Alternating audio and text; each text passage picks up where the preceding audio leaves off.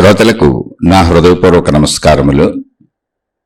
ఆధ్యాత్మికత అంటేనే మన అంతరంగానికి సంబంధించినటువంటి అనంతమైనటువంటి విశ్వవ్యాప్తమైనటువంటి మొత్తం సృష్టికి సంబంధించినటువంటి ఏకైక శక్తిని గురించి తెలుసుకోవడం. అంటే శరీర భావంలో ఎవరమైనా సరే నేను ఈ శరీరము అనే భావంలో ఉంటాం. అది 100% నిజం కూడా, అది అబద్ధం అసలు కాదు. కాకపోతే అది చిన్న సత్యము, చిన్న నిజము. నిజమే అక్కడ మొదలవుతుంది నిజం. ఇప్పుడు మనం చూడండి, ఏదైనా మెట్లెక్కుతూ పైకి వెళ్ళటానికి పై ఫ్లోర్లో ఇళ్ళు ఉన్నాయనుకోండి, మెట్లెక్కుతూ వెళ్తాం. అనేక చోట్ల మెట్లు ఎక్కవలసిన అవసరాలు ఉంటాయి. మెట్లు ఎందుకు అంటే మెట్లన్నీ కూడా పైకి వెళ్ళటానికి. మొదటి మెట్టు నిజమే, రెండో మెట్టు నిజమే, మూడో మెట్టు నిజమే, నాలుగో మెట్టు నిజమే. ఎన్ని మెట్లు ఉంటే అన్ని మెట్లు నిజమే. అదే తిరుపతి కొండ వెంకటేశ్వర స్వామి దర్శనానికి వెళ్ళారనుకోండి, ఎన్ని మెట్లు ఉంటే అన్ని మెట్లు నిజమే. మెట్లన్నీ ఎక్కేసినాక అసలు మెట్లు ఎక్కేది ఎందుకు అంటే దర్శనానికి. అసలు మెట్లు ఎక్కేది ఎందుకు, పర్పస్ ఏంటి అంటే దర్శనానికి. మెట్లు ఎందుకు నిజం? దర్శనం కోసం నిజం. ఎవరి దర్శనం? అక్కడ దైవ దర్శనం. అప్పుడు మెట్లు అబద్ధం అయిపోతాయా? దేవుడు నిజమైపోయి దర్శనానికి వెళ్ళినప్పుడు, దర్శనం సత్యమైనప్పుడు మెట్లు అబద్ధం అవుతాయా? మెట్లు లేకుండా దర్శనమే కుదరదు, అసలు కుదరదు, అసంభవం. అలాగే ఈ శరీరము అనేది నిజం. ఈ శరీరంతోనే జీవించాలి, ఈ శరీరాన్ని నిలుపుకోవాలి. దీన్ని భౌతికము అంటారు. భౌతికం అంటే నీకు తెలుస్తున్నది, నీకు కనపడుతున్నది, నువ్వు అనుభవిస్తున్నది, నువ్వు నేను అనుకుంటున్నది. అందులో ఏ అబద్ధం లేదు. 100 దీంతోనే. దీన్ని అశ్రద్ధ చేసినా, ఇది కాదనుకున్నా, దీనికి సరైన సౌకర్యములు ఇవ్వకపోయినా, దీనికి అతిగా సౌకర్యములు ఇచ్చినా నువ్వు దీన్ని పాడు చేసుకుంటూ ఉంటావు. ఎందుకంటే ఇది అనారోగ్యాలకు గురవుతుంది, మానసిక శారీరక అనారోగ్యాలకు గురవుతుంది. ఈ శరీరానికి 2 లక్షణాలు ఉన్నాయి, పాడయ్యే లక్షణాలు ఉన్నాయి. 2 రకాలుగా పాడవుతుంది. సౌకర్యములు లభించకపోయినా పాడవుతుంది, సౌకర్యములు అధికమైన పాడవుతుంది. సౌకర్యములు అధికమైన అసలు లభించకపోయినా పాడయ్యేటప్పుడు దీన్ని ఎలా చూసుకోవాలి? దీనికి ఎంత సౌకర్యములు ఇస్తే ఇది పాడవకుండా ఉంటుంది, అనారోగ్యాలు పాలవకుండా ఉంటుందో చూసుకోవాలి. అందుకని ముందు ధ్యాస ఎప్పుడు కూడా దీని మీదే ఉండాలి. మానసికంగా పాడవకూడదు, శారీరకంగా పాడవకూడదు. ఎందుకంటే మానసికంగా పాడైనదే శారీరక రుగ్మత కింద వ్యక్తీకరించబడుతుంది. ముందు రుగ్మత, అనారోగ్యం మనసులో తయారవుతుంది. మనసులో ఎలా తయారవుతుందండి రుగ్మత అని మనం అనుకోవచ్చు. మనసులోనే తయారవుతుంది. చికాకు, విసుగు, కోపం, భయం, డిప్రెషన్, ఆందోళన, ఈర్ష్య, అసూయ, ద్వేషం, విరోధ భావన, విభేద భావన. వీటన్నింటికి మీరు చూడండి, వ్యతిరేక భావాలు వస్తున్నప్పుడు మన శరీరం ప్రకంపనలకు గురవుతూ ఉంటుంది. ఈర్ష్య వచ్చినప్పుడు ఒకలా, అసూయ వచ్చినప్పుడు ఒకలా, కోపం వచ్చినప్పుడు ఒకలా, దుఃఖం వచ్చినప్పుడు ఒకలా, బాధ వచ్చినప్పుడు ఒకలా, అయిష్టం వచ్చినప్పుడు ఒకలా, భయం వచ్చినప్పుడు ఒకలా. ప్రతి దానికి శరీర స్పందన ఉన్నది. ముందు భావం కదులుతుంది, ఆ భావం శరీరాన్ని కదుపుతుంది. అసలు శరీరం కదలాలంటేనే మనసులో ఆలోచన అనే భావం పుట్టాలి, అది మంచికైనా చెడుకైనా. కాబట్టి ముందు అనారోగ్యం ఎక్కడ పడుతుంది అంటే ఆలోచనలో పడుతుంది, భావంలో పడుతుంది, మనసులో పడుతుంది. మనసులో పుట్టినటువంటి భావరూప అనారోగ్యం అంటే ఆలోచనారూప అనారోగ్యం, ఈర్ష్య, స్వార్థ, ద్వేష, చెడు రూప, వ్యతిరేక, నెగిటివ్, భయ, డిప్రెషన్, దేనికి సంబంధించిందైనా అటువంటి ఆలోచనలు శరీరాన్ని అదే విధంగా ప్రకంపించేలా చేస్తాయి. ఎందుకు చేస్తాయి అంటే మనకు ఆలోచన కలగగానే మన శరీరం కదలాలంటే మనలో అనేక రసాయనాలు ఉత్పత్తి అవ్వాలి. శరీరం మొత్తం ఆ సంకేతాలు ప్రసరించాలి. కానీ భయం గుర్తొచ్చింది అనుకోండి, చెమటలు పెట్టేసి గుండె దడదడలాడిపోద్ది. ఇంతకీ భయం గుర్తొచ్చింది, అక్కడేం లేదు, ఇలా అవుతుందేమో అనిపించింది అంతే. అయితే బాబోయ్ అనిపించింది, అంతే. అవ్వలేదు, జరగలేదు, ఊహలో అనిపించింది. చోట్ల పెట్టేస్తే ఆటోమేటిక్గా శరీరం అంతా ప్రకంపించిపోద్ది. చాలా మంది కారణాలు లేకుండా చుట్టూ ఉన్న అందరూ బాగుంటారు, వీళ్ళకి చెమటలు పెట్టేసి గుండు పెట్టేసి ఊపిరాడతలేదని రకరకాలు అయిపోతుంటారు. అలా మనకు కూడా జరుగుతూ ఉంటుంది. మన పక్కన వాళ్ళు బాగానే ఉంటారు, నాకేదో అయిపోయింది అనిపిస్తూ ఉంటుంది. ఇదంతా అంతరంగంలోని మనసులో జరుగుతున్నటువంటి గందరగోళం. అంటే వ్యాధి మనసులో పుడుతుందని చెప్పడానికి కారణం అది. వ్యాధి ఏమవుతుందంటే అసలు శరీరంలో ఏది పుట్టాలన్నా ముందు మనసులో ఆలోచన పుట్టాలి. శరీరం మామూలుగా కదలాలి, మనం ఏదో తినాలి, ఏదో తాగాలి, ఏదో చెయ్యాలి, మామూలు పనులే. అంతరంగంలో ఆలోచన పుట్టకుండా చేయలేం మనం. అంతరంగంలో పుట్టిన భావరూప ఆలోచన శరీరాన్ని తాకినప్పుడు శరీరము భావము కలిసి తదనుగుణంగా పనిచేసుకుంటూ శరీరం కదులుతుంది.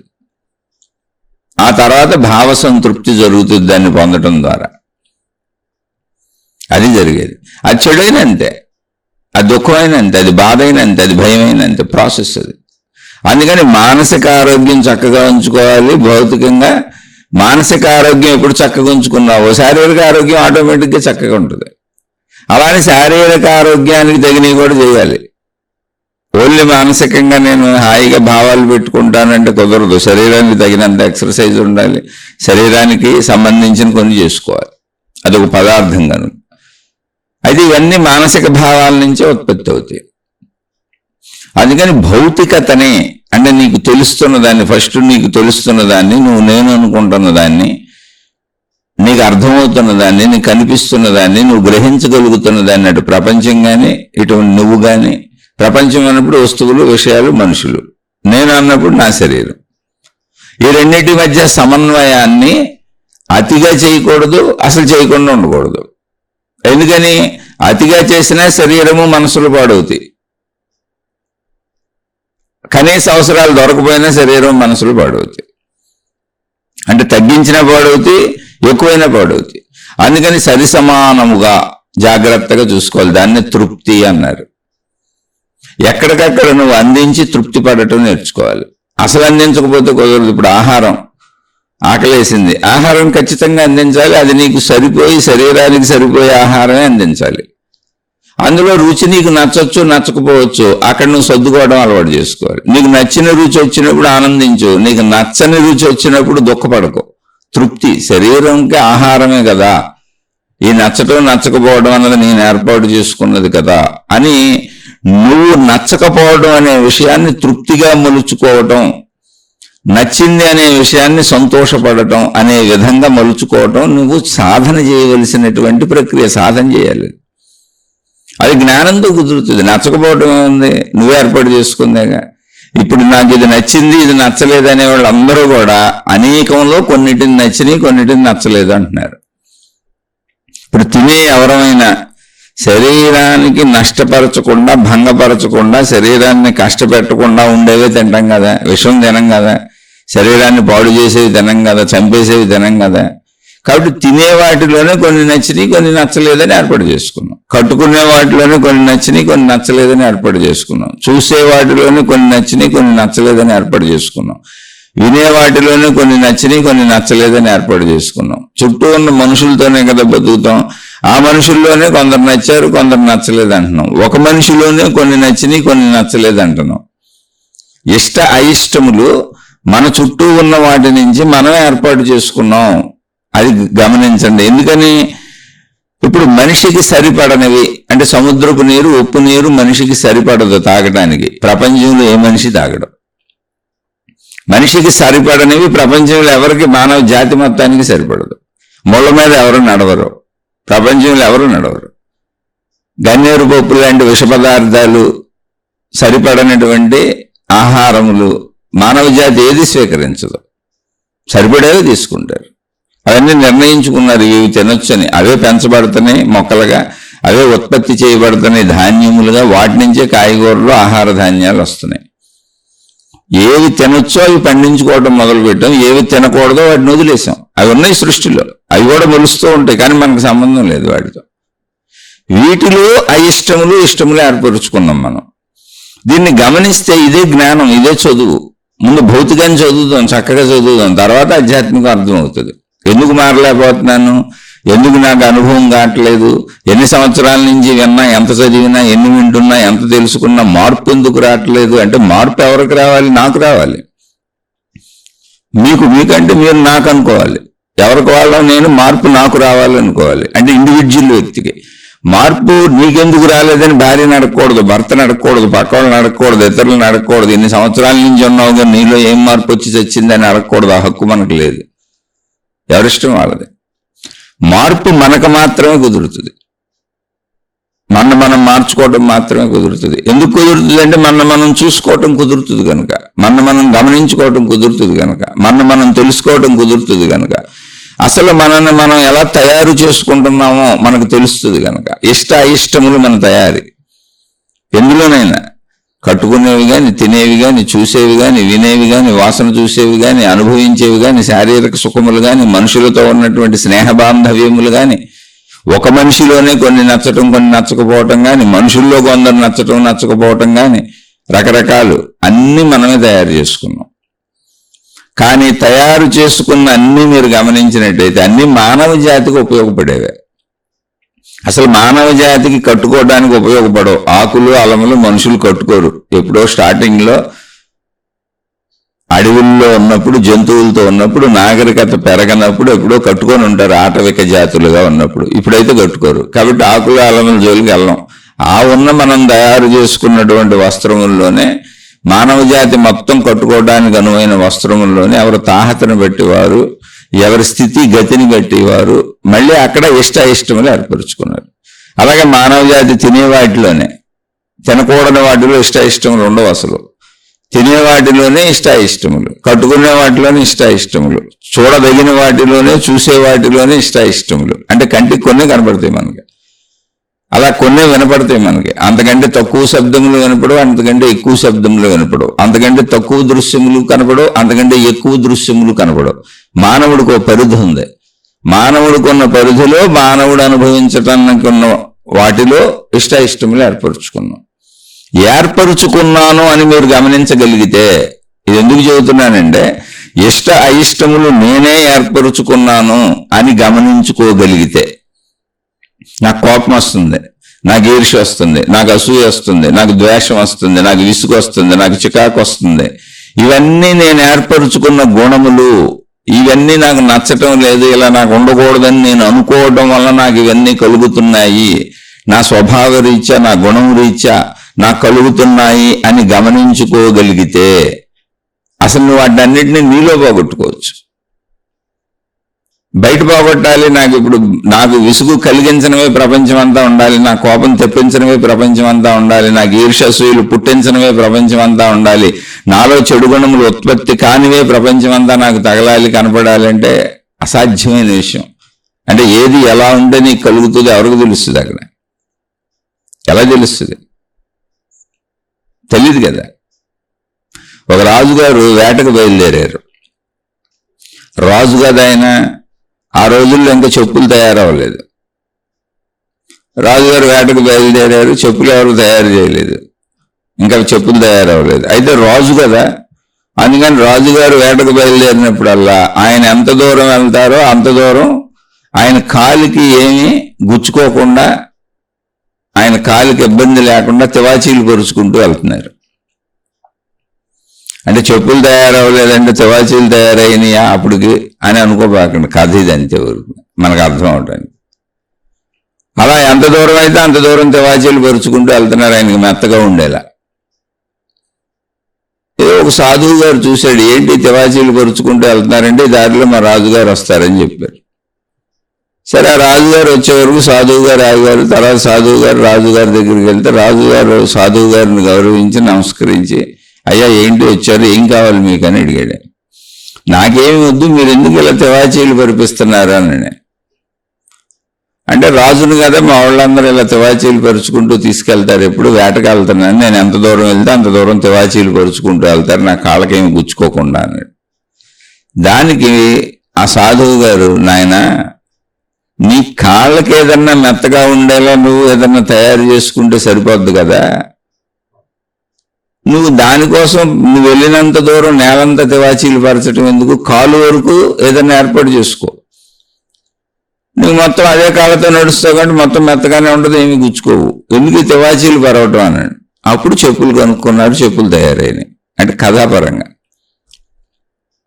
మన కాళ్ళకి వేసుకుంటే సరిపోయేదానికి ప్రపంచం అంతా మెత్తగా ఉండాలి, నేను వెళ్ళిన చోటాలి అనేది మూర్ఖత్వమేగా. అంటే ఒక్కొక్కసారి ఆలోచన అలా ఉంటుంది.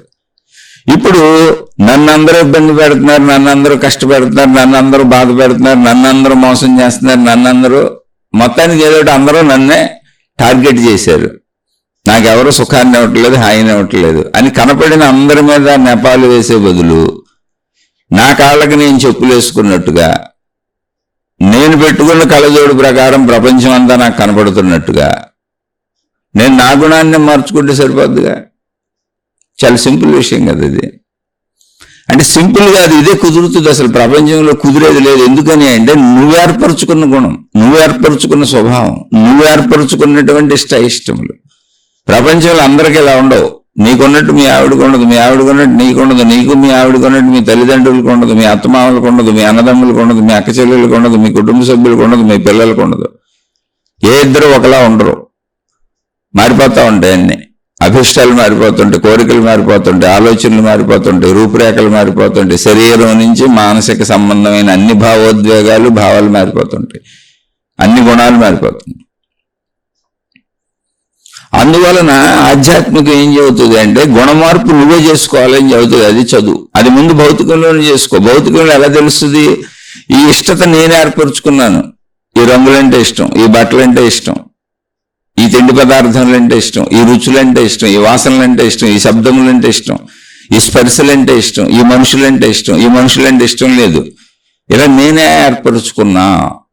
కానీ ఉన్నవాళ్ళందరూ ఏదో ఒక రీతిలో ప్రవర్తిస్తారు. ఉన్నవన్నీ నేను ఏర్పరచుకున్న ఇష్టములన్నీ మానవ జాతి అనుభవించేవే. ఎందులో అయినా సరే, కట్టుకునేవా, తినేవా, చూసేవా, వాసన చూసేవా, అనుభవించేవా, వినేవా, ఏదైనా కానీ ఉండే మానవ జాతి అనుభవించేవే. మిగిలిన మనకు పనికిరావు. ఆ పనికిరాని చాలా వదిలేస్తాం మనం ప్రపంచంలో. అసలు వాడి జోలికి వెళ్ళటల్లా మనం. పనికొచ్చే వాటిలో ఇష్టములు ఏర్పరచుకున్నాం. ఆ ఇష్టముల నుంచి అనేక గుణోత్పత్తి జరుగుతుంది. చికాకు, విసుగు, కోపం, బాధ, దుఃఖం, రకరకాల గుణోత్పత్తి, ఈర్ష్య, అసూయ, ద్వేషం. వాటి నుంచి చెడు ప్రవర్తనలు వస్తున్నాయి. చెడు ప్రవర్తనల వలన ఇతరులను కష్టపెడుతూ నష్టపెడుతూ మనం నష్టపోతున్నాం. ఎందుకని చెడు ప్రవర్తనలకి చెడు పనులు చేస్తున్నాం. చెడు పనులకి మళ్ళీ చెడు పనుల ఫలితాలు మన జీవితంలోకి వస్తున్నాయి. నువ్వే పని చేస్తే ఆ పని ఫలితమే ఉంటుంది. మీరు బాగా నాకు కారం ఇష్టమని కారం తిన్నారనుకోండి, ఖచ్చితంగా మీకు కడుపులో మంటలు వస్తాయి, శరీరం వేడెక్కుతుంది. కారం శరీరాన్ని వేడెక్కేలా చేస్తుంది. బాగా చలవ తిన్నారనుకోండి, చలవ చేస్తుంది. బాగా చలవ చేసి మీకు వాతపు నొప్పులు లాంటివి రావచ్చు. అలా మీరంటే అతి చేసిన దాన్ని బట్టి. అందుకని శరీరానికి ఏదైనా ఎక్కువ ఇచ్చినా, ఏదైనా తక్కువ ఇచ్చినా రెండు ప్రమాదమే. అంటే ఇష్టాలను ఎక్కువ ఇచ్చినా, అయిష్టాలను తక్కువ ఇచ్చినా శరీరానికి రెండు ప్రమాదమే. శరీరానికి సరిపోయినట్టు ఇవ్వాలంటే ఇష్టములు ఉండకూడదు, ఆరోగ్యము చూసుకోవాలి. అందులో ఇష్టములు పెట్టుకో. ఇప్పుడు శరీరానికి సరిపోను ఏమి ఇవ్వాలో ఆ సరిపోను ఇచ్చే దాంట్లో నీకు నచ్చవచ్చు. కొన్ని ఓకే, నచ్చినే ఆనందంగా హ్యాపీగా అనిపించు. కొన్ని నచ్చకపోవచ్చు కానీ శరీరానికి అవసరమేగా. శరీరం బ్రతకడానికి అవసరమేగా. నీకు నచ్చకపోవచ్చు కానీ అవసరమేగా. అవసరం అన్నప్పుడు నువ్వు నాకు నచ్చలేదు అని అనుకునే కంటే అది అవసరమైంది నచ్చలేదని ఎందుకు అనుకుంటున్నాను? అసలు నేను ఈ నచ్చటం నచ్చకపోవటం కాదు, ఇక్కడ ఇది అవసరం కాబట్టి నేను తృప్తి చెందుతాను, శరీరాన్ని రక్షించుకుంటున్నాను అనే మార్పు చేసుకోవచ్చుగా నీకు. నువ్వు కేవలం భావమేగా నచ్చటం నచ్చకపోవటం. ఒకసారి ఆలోచించి చూడండి. ఇది మార్పుకి అవసరమైన ప్రక్రియ. నీకు నువ్వు నచ్చ చెప్పుకోవటమే మార్పు, నీకు నువ్వు బోధకుడు అవటమే మార్పు, నీకు నువ్వు అర్థమయ్యేలా చెప్పుకోవటమే మార్పు. మార్పు ఎవరు చేయలేరు. నేను ఎత్తిమీద చేయి పెట్టేసి మొత్తం ఏదో కాఫీలు టీలు ఫిల్టర్లో వడబోసేసినట్టు. ఇప్పుడు టీ కాసినాక ఫిల్టర్లో వడబోస్తారు. టీ పొడి అంతా ఫిల్టర్లో ఉండిపోయి తాగడానికి అవసరమైన చక్కటి టీ కిందకి దిగుతుంది. జ్యూసులు తయారు చేసినప్పుడు కూడా ఫిల్టర్ చేసిస్తూ ఉంటారు. చక్కటి తాగడానికి జ్యూస్ వచ్చి పనికిరాని చెత్త గింజలు లాంటివి పైన ఉండిపోతూ ఉంటాయి ఫిల్టర్లో.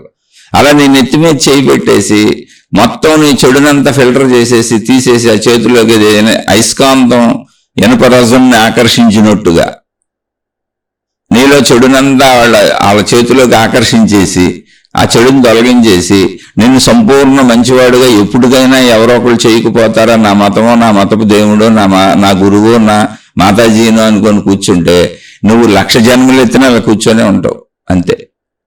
ఎందుకని ఆ ప్రాసెస్ లేదు అసలు. ఇక్కడ నేను ఎవరిని తక్కువ చేయట్లే, నాకు ఎవరి మీద వ్యతిరేకత లేదు, నేను వాళ్ళందరినీ అనుసరించి వచ్చా. కాకపోతే వాళ్ళందరూ మాస్టర్లు అని చెబుతున్నా. మతాలన్నీ విద్యాలయాలకు సంబంధించినవి అంతే. అవి విద్యాలయాలు అనుకోండి, ప్రార్థనాలయాలు. మతాల ప్రార్థనాలయాలన్నీ విద్యాలయాలు. అక్కడున్న గ్రంథాలు, అక్కడున్న దేవుళ్ళు, వాళ్ళ బోధనలు చెప్పేవాళ్ళంతా మాస్టర్లు. మన జ్ఞానాన్ని బోధ రూపంలో అందిస్తున్నారు, ఎలా బతకాలి అని. అంతే. ఆ ఎలా బతకాలి అనేది నువ్వే చేయాలి. ఎలా బతకాలో ఇప్పుడు మామూలు స్కూల్లో భౌతిక చదువుల్లో భౌతికమైనటువంటి వృత్తి వ్యాపార ఉద్యోగాలకు సంబంధించిన చదువులైనా వాళ్ళు చెబుతారంటే నువ్వే చదువుకోవాలి. అక్కడ కూడా స్కూలే ఉంది. ఇక్కడ స్కూల్లో ఇక్కడ ఏంటి స్కూల్ అంటే ప్రార్థనాలయాలు ఉన్నాయి, మతపు ప్రార్థనాలయాలు ఉన్నాయి. ఇక్కడ పాఠ్యాంశాలు ఏంటి, ఆ దేవుళ్ళకు సంబంధించిన మూర్తులు, ఆ దేవుళ్ళకు సంబంధించిన ఆ మూర్తులు చెప్పిన జ్ఞాన గ్రంథాలు. ఆ జ్ఞాన గ్రంథాల్లో విషయాలు చదువుకోవడం. ఇక్కడ కూడా జ్ఞానం చదువుకోవడం. జ్ఞానం అంటే చదువుకోవడం. గ్రంథాలు ఉంటుంది, భాష రూపం ఉంటుంది, భావరూపం ఉంటుంది, ఇలా మనం మాట్లాడుకున్నట్టు. అలా భౌతిక చదువుల్లో కూడా అంతే. అక్కడ పుస్తకాలు ఉంటాయి, ఆ పుస్తకాల్లో విషయం చదువుకోవడం. అవి గ్రంథాలే.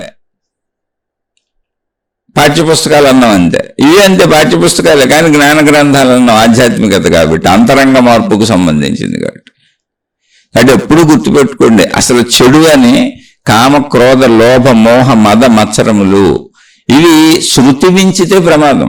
శృతి మించకపోతే శరీరానికి అవి అవసరం, ఈ శరీరంలో పెట్టబడినాయి.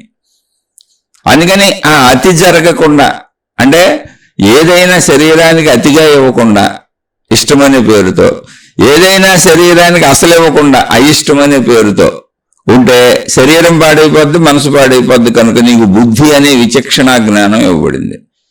శారీరక అవసరతలేంటి, అసలు శరీరం నిలబడాలంటే దానికి ఏమేమి ఇవ్వాలి, ఎలా ఇవ్వాలి, దాన్ని ఎలా రక్షించుకోవాలి, దానికి ఎన్ని రకాలు కావాలి, అవన్నీ సరిగా అందిస్తున్నానా లేదా, ఇష్టాలని అతిగా అందించి దాన్ని బాగు చేస్తున్నానా, దాన్ని అనారోగ్యం పాలు చేస్తున్నానా, అయిష్టాలని అసలు అందించక దాన్ని అనారోగ్యాలు పాలు చేస్తున్నానా అని ఆలోచించి నువ్వు జీవించడానికి బుద్ధి ఇవ్వబడింది, విచక్షణా జ్ఞానము.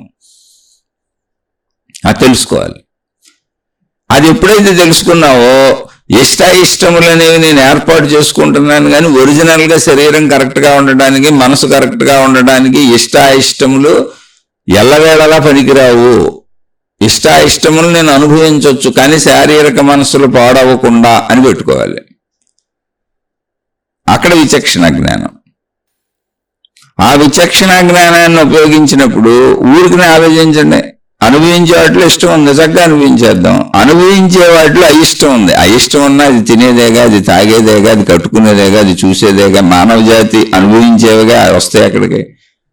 వాటిని అయిష్టం అని తోసేయటం ఎందుకు? శరీరానికి అవసరమని తీసుకో. అక్కడే తృప్తి చెందు అనే ఆధ్యాత్మికత ఎందుకు చెబుతుందంటే, అయిష్టం అనేది నువ్వు తయారు చేసుకుంటున్న భావ పరంపరే తప్ప అది అక్కడ అవసరం కనుకనే అది మానవ జాతికి ఉపయోగపడేది కనుకనే ఉపయోగించుకుంటున్నారు. అవసరాన్ని నువ్వు అసంతృప్తిగా తీసుకొని, అయిష్టంగా తీసుకొని దాన్ని తోసేసినప్పుడు నీ శారీరక మానసిక ఆరోగ్యాలు దెబ్బతింటాయి. నీకున్నటువంటి సామాజిక కుటుంబిక సంబంధ బాంధవ్యాలు దెబ్బతింటాయి. అవి వస్తువులు కావచ్చు, విషయాలు కావచ్చు, మనుషులు కావచ్చు. అయిష్టాలని మనుషులను తోసేసావనుకో, అయిష్టాలని కొన్నిటిని వదిలేసావనుకో, కుటుంబిక శాంతి దెబ్బతింటుంది, సామాజిక శాంతి దెబ్బతింటుంది. ఇక్కడ మనకి ఏముండాలి? శారీరక శాంతి ఉండాలంటే ఆరోగ్యం, మానసిక శాంతి ఉండాలి అంటే ఆరోగ్యం, కుటుంబిక శాంతి ఉండాలి అంటే చక్కటి వాతావరణం, అందరితో మంచి ఉండాలి, సామాజిక శాంతి ఉండాలంటే అందరితో మంచి ఉండాలి, ఆర్థిక శాంతి ఉండాలి, మనకు సరిపోను ధనం సంపాదించుకోవాలి. సరిపోను అన్నదానికి లిమిట్ లేదు కాబట్టి మళ్ళీ అతికి వెళ్లకుండా, అసలు లేకుండా ఉండకుండా తృప్తి చెందడం నేర్చుకోవాలి. మన పరిధిలో, మన తెలివిలో, మన ప్రజ్ఞలో, మనకున్న వాటితో మనకు దొరికినంతలో. ఇది నువ్వు కదా చేయాలి. ఇదే ఎక్సర్సైజ్. ఇప్పుడు ఎక్సర్సైజ్ ఏంటి జీవితంలో అంటే ఇదే. జస్ట్ ఈ ఎక్సర్సైజ్ చేసుకోవడం, నీకున్న పరిధిలో ముందు ప్రయత్నించుకో అన్నిటికీ. ఆ ప్రయత్నంతో దొరికినట్టుతో తృప్తిపడు. ఆ తృప్తిపడే వాటిలో ఇష్టాలను ఆనందంగా అనుభవించు. కొన్ని నచ్చలేదు అనిపించినాయి అనుకో, అవి అవసరాలను తృప్తి చెందు. అంతే తప్ప అయిష్టంగా ఎందుకు మలుచుకున్నా? అసలు అయిష్టం లేదు ఇక్కడ సృష్టిలో.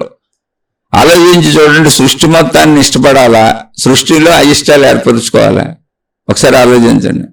సృష్టి మొత్తం ఏదో ఒక శక్తి చేత సృష్టి మొత్తం ఉంది. ఇక్కడ ఉన్నాయన్నీ అవి మనకు అవసరం ఉన్నా లేకపోయినా, ఉపయోగపడినా ఉపయోగపడకపోయినా, మనకు నష్టం కలిగించినా మనకు కష్టం కలిగించినా ఇబ్బంది కలిగించినా. చీమ ఎందుకు కుట్టావు అంటే నా పుట్టలో ఏళ్ళెడితే కుట్టినా అంది. దాని పుట్టలో ఎందుకు మనం ఏళ్ళు పెట్టడం? అది కుడుతుందని తెలిసినప్పుడు దానికి దూరంగా ఉండటమే, సింపుల్ అంతే. నీకు కావాల్సినవి తీసుకో, నీకు అవసరం లేని వదిలే, హాయిగా ప్రపంచంలో ఉండు. నీకు అవసరం లేని చోటకే వెళ్ళి నేను అక్కడే హాయిగా ఉండాలని ఎందుకు అనుకోవటం? అదే మూర్ఖత్వం. మూర్ఖత్వం అంటే అది, అజ్ఞానం అంటే అది. అందుకని నీకు ఎక్కడ వీలవుతుందో, ఎక్కడ సౌకర్యవంతంగా ఉందో, ఎక్కడ నీ శక్తి, నీ తెలివి, నీ ప్రజ్ఞ, నీ వనరు ఎక్కడ ఎంతవరకు సాగినవో అంతలో వాటితో సంతృప్తిగా ఉండు. ఆ ప్రజ్ఞ నీకు ఇవ్వబడింది. నువ్వు నీకు కుదరని చోట కూడా వెళ్ళిపోయి దాన్ని పొందాలనుకుంటున్నావు, అన్ని పుట్టల్లో వెళ్ళి పెట్టాలనుకుంటున్నావు, కానీ ఏ చీమ కుట్టకూడదు అనుకుంటున్నావు. ఒకటి గుర్తుపెట్టుకోండి, ఇప్పుడు అయిష్టము అనేదాన్ని లోపల నుంచి తీసేయండి, ఇష్టత అనేదాన్ని మొత్తం సర్వవ్యాప్తంగా పెంచుకోండి. ఎందుకంటే మొత్తానికి ఆధారమైన శక్తి ఒకటే. సరే, ఇష్టత అన్నిటిలో పెంచుకోమన్నాం కదా, నేను ఇష్టంగా పావులను పెంచుకుంటాను, తేళ్లను పెంచుకుంటాను, వాటిని పట్టుకు తిరుగుతానంటే అది ఇష్టత కాదు, అది మూర్ఖత్వం, పిచ్చితనం. మానవుడిగా నీకేం సరిపోతాయో చూడు. నీకు సరిపడని వాటి పట్ల ద్వేషం వద్దు. పావులంటే ద్వేషం వద్దు, తేళ్లంటే ద్వేషం వద్దు, కప్పలంటే ద్వేషం వద్దు, జంతువులంటే ద్వేషం వద్దు. ద్వేషంతో ఇప్పుడు వీటన్నింటినీ రూపుమాపుతాను, చంపేస్తాను అని పరుగులు పెట్టద్దు. వాటిని చంపవలసిన అవసరము నీకు లేదు, వాటి మీద ద్వేషంతోనూ నీకు పని లేదు. పొరపాటున ఎప్పుడో నీ ఇంట్లోకి వచ్చినాయి, అప్పుడు నువ్వు చంప అవతల పారేస్తే తప్పు లేదు. ఎందుకని నీ రక్షణ కోసం చేసావు తప్ప ద్వేషంతో చేయలే. ఇక్కడ భావానికి మాత్రమే శిక్ష ఉంటుంది, ద్వేషంతో చేయలే. నువ్వు నీ రక్షణ కోసం చేసుకున్నావు. నీ ఇంట్లోకి వచ్చింది పాము, పొరపాటున ఇప్పుడు నువ్వు నీ వాళ్ళు దాన్ని తొక్కేవాళ్ళు అది కాటేస్తే విషసర్పం చచ్చిపోతావు కాబట్టి నువ్వు దాన్ని చంపేసావు, తప్పు లేదు. నీ ఇంట్లోకి వచ్చింది తేలు చంపేసావు, తప్పు లేదు. నీ ఇంట్లోకి వచ్చింది ఒక కాలజేరి చంపేసావు, తప్పు లేదు. నువ్వు బ్రతకడానికి అనువుగా దోమల్ని, బొద్దంకిల్ని అనేకాటిని నీ ఇంట్లో చంపేస్తానే ఉన్నావు రోజు, ఎలుకల్ని గిలుకల్ని, తప్పు లేదు. అక్కడ నీ ఉద్దేశం వాటిని చంపటం కాదు, నీ రక్షణ. వాటిని చంపటం గురించిన ఆలోచన కూడా అసలు నీ లోపల లేదు. నీ రక్షణ కూర్చుని, నీ కుటుంబ రక్షణ కూర్చున్న ఆలోచన ఉంది. భావానికే శిక్ష ఉంది తప్ప భావం లేని దానికి శిక్ష లేదు. ఇక్కడ భావం నీ రక్షణ అయినప్పుడు నీకే శిక్ష లేదు, నువ్వే తప్పు చేయనట్టు. ఎందుకంటే మనం అసలు బతకాలంటే మనం నడుస్తుంటేనే చచ్చిపోతాయి. రోడ్డు మీద నడవడం మానేస్తామా?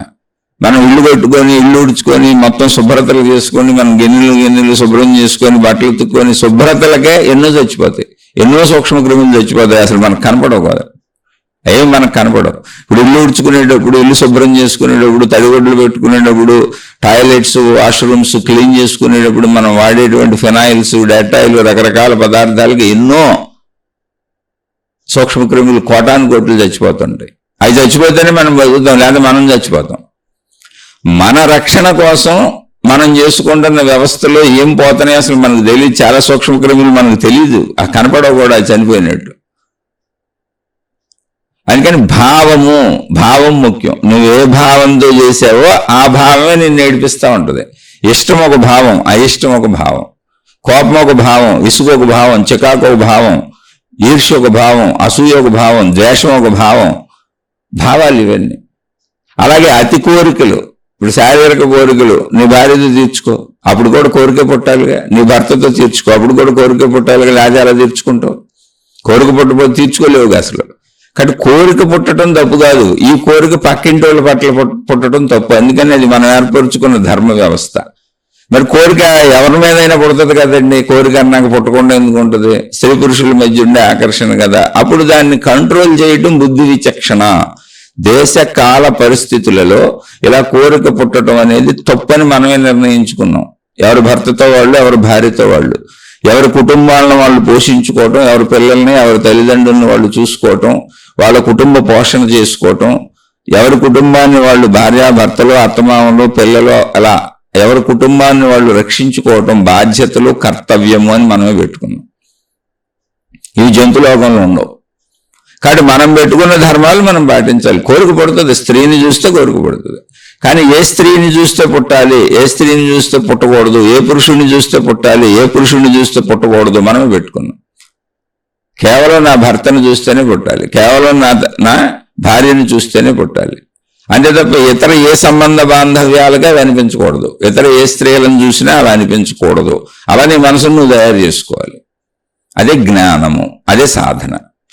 కాదు ఏ స్త్రీని చూసినా ఏ పురుషుడిని చూసినా కోరిక పుడుతుంది నాకు అన్నావా, అది జంతు లక్షణం. జంతువులకు అలాగే ఉంది.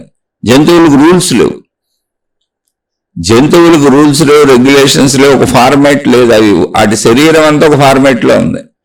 వాటికి అది తప్పు కాదు. జంతులోకంలో అది తప్పు కాదు. అందుకని మానవ లోకంలో మనిషిగా ఉండు, జంతు లోకంలో కలబాక. ఎందుకంటే నువ్వు జంతువు కాదు, వెళ్ళావా జంతువుగా పుడతావు. నెక్స్ట్ ప్రాబ్లం ఏం లేదు. సృష్టి ఏం చేసిందంటే నువ్వు మనిషిగా ఉండి జంతువు పనులు చేస్తే జంతులోకంలోకి వెళ్ళి ఏర్పాటు చేసింది. నేను నమ్ముతాను నమ్మను అనేది నీ ఇష్టం, కానీ ఇది అనాదిగా పూర్వీకులు చెబుతున్నారు, వాళ్ళు అందించిన జ్ఞాన గ్రంథాలన్నీ చెబుతున్నాయి. జంతులోకంలోకి పోతావు. జంతులోకంలోకి పోయినాక ఇక మానవ లోకంలోకి రావటం కుదురుతుందో కుదరదో కూడా తెలియదు. కాబట్టి మానవుడిగా ప్రవర్తించడం నీ ధర్మం. అందుకని ఆ ధర్మాలను చెబుతున్నారు. జంతులోకంలోకి పోతావని నీకు చెప్పేవాడు ఒకడు ఉండాలిగా. అందుకని మహాత్ములు వాళ్ళు అనుభవించినటువంటి, వాళ్ళు తెలుసుకున్నటువంటి సత్యాలను, వాళ్ళ పరిశోధన రహస్యాలను, ఎలా జరుగుతుంది సృష్టి అనేటువంటి వాటిని జ్ఞానంగా మనకు అందించారు. అది మానవ జ్ఞానం, మానవుడికి అవసరమైన జ్ఞానం. కాబట్టి జంతు ప్రవర్తన ఉండకూడదు. దానికి నీకు బుద్ధి ఇవ్వబడింది, నిన్ను నువ్వు విచక్షణతో కంట్రోల్ చేసుకో. ఆ కంట్రోల్ చేసుకోవడమే సాధనండి. ఎందుకు మారలేకపోతున్నానని అడుగుతారండి. ఎందుకు మారలేకపోతున్నానని ఎదుటోళ్ళని అడగకూడదు, మిమ్మల్ని మీరు అడగాలి. ఎందుకు కంట్రోల్ చేసుకోలేకపోతున్నాను, నేను చేయకూడదు, ఈ తప్పులు చేయకూడదు, ఈ అబద్ధాలు మాట్లాడకూడదు, ఈ అసత్యాలు మాట్లాడకూడదు, ఈ తప్పుడు కోరికలు పెట్టుకోకూడదు, తప్పుడు ధనం నాకు అక్కర్లేదు, అపసవ్య మార్గాలలో వచ్చింది ఏది నాకు అక్కర్లేదు, దేశ కాల పరిస్థితుల్లో ఉన్న ధర్మాలకు అనుగుణంగా మాత్రమే నేను జీవిస్తాను, వాటిని అనుభవిస్తాను, వాటితోనే బతుకుతాను, నాకంత చాలు. అది తృప్తి. చాలు అనేది తృప్తి. ఎంత చాలు అంటే నాకు అంత చాలు, అపసవ్య మార్గాల్లో నాకు అక్కర్లా.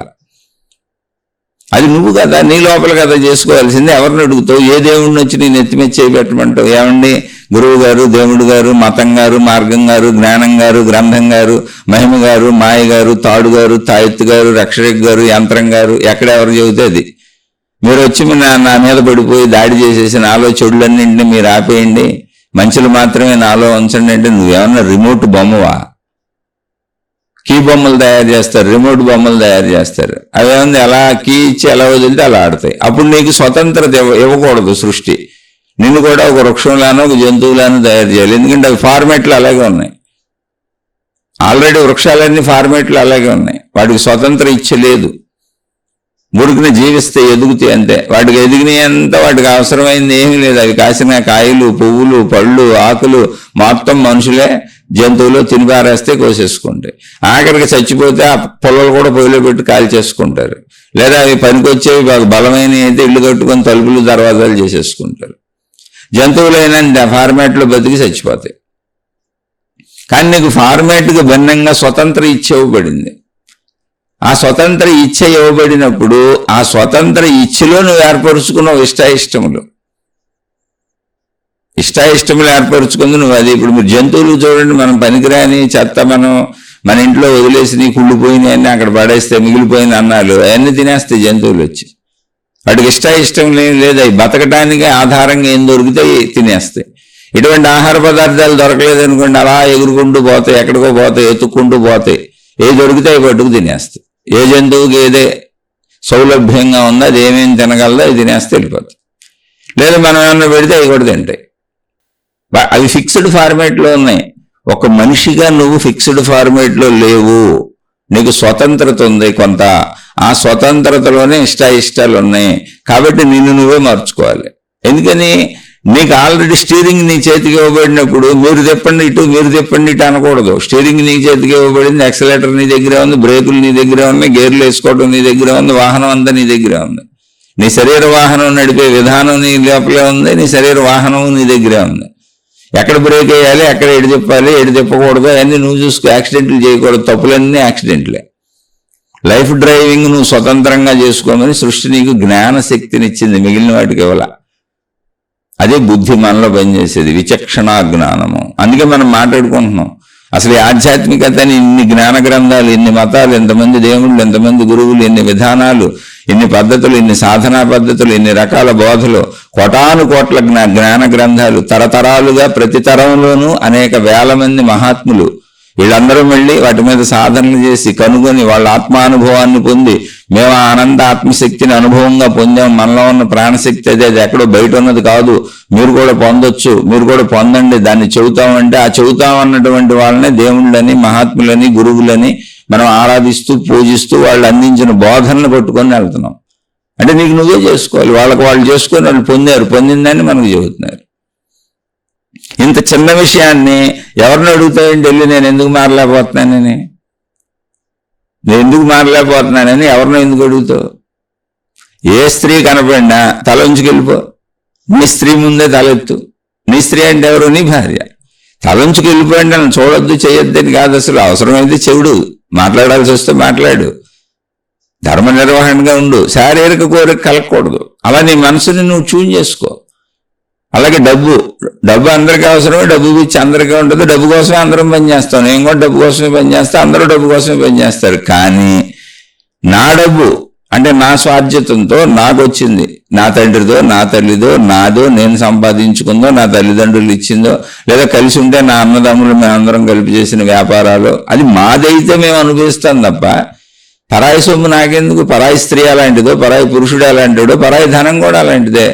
పరాయి స్త్రీ, పరాయి పురుషుడు వ్యభిచారం అన్నారు, పరాయి ధనం దొంగతనం అన్నారు, అబద్ధం చేస్తే అన్యాయం అన్నారు, మోసం అన్నారు, కుట్ర అన్నారు, దాని పేరే అబద్ధం అన్నారు, అసత్యం అన్నారు, అటువైపు వెళ్ళొద్దు అన్నారు.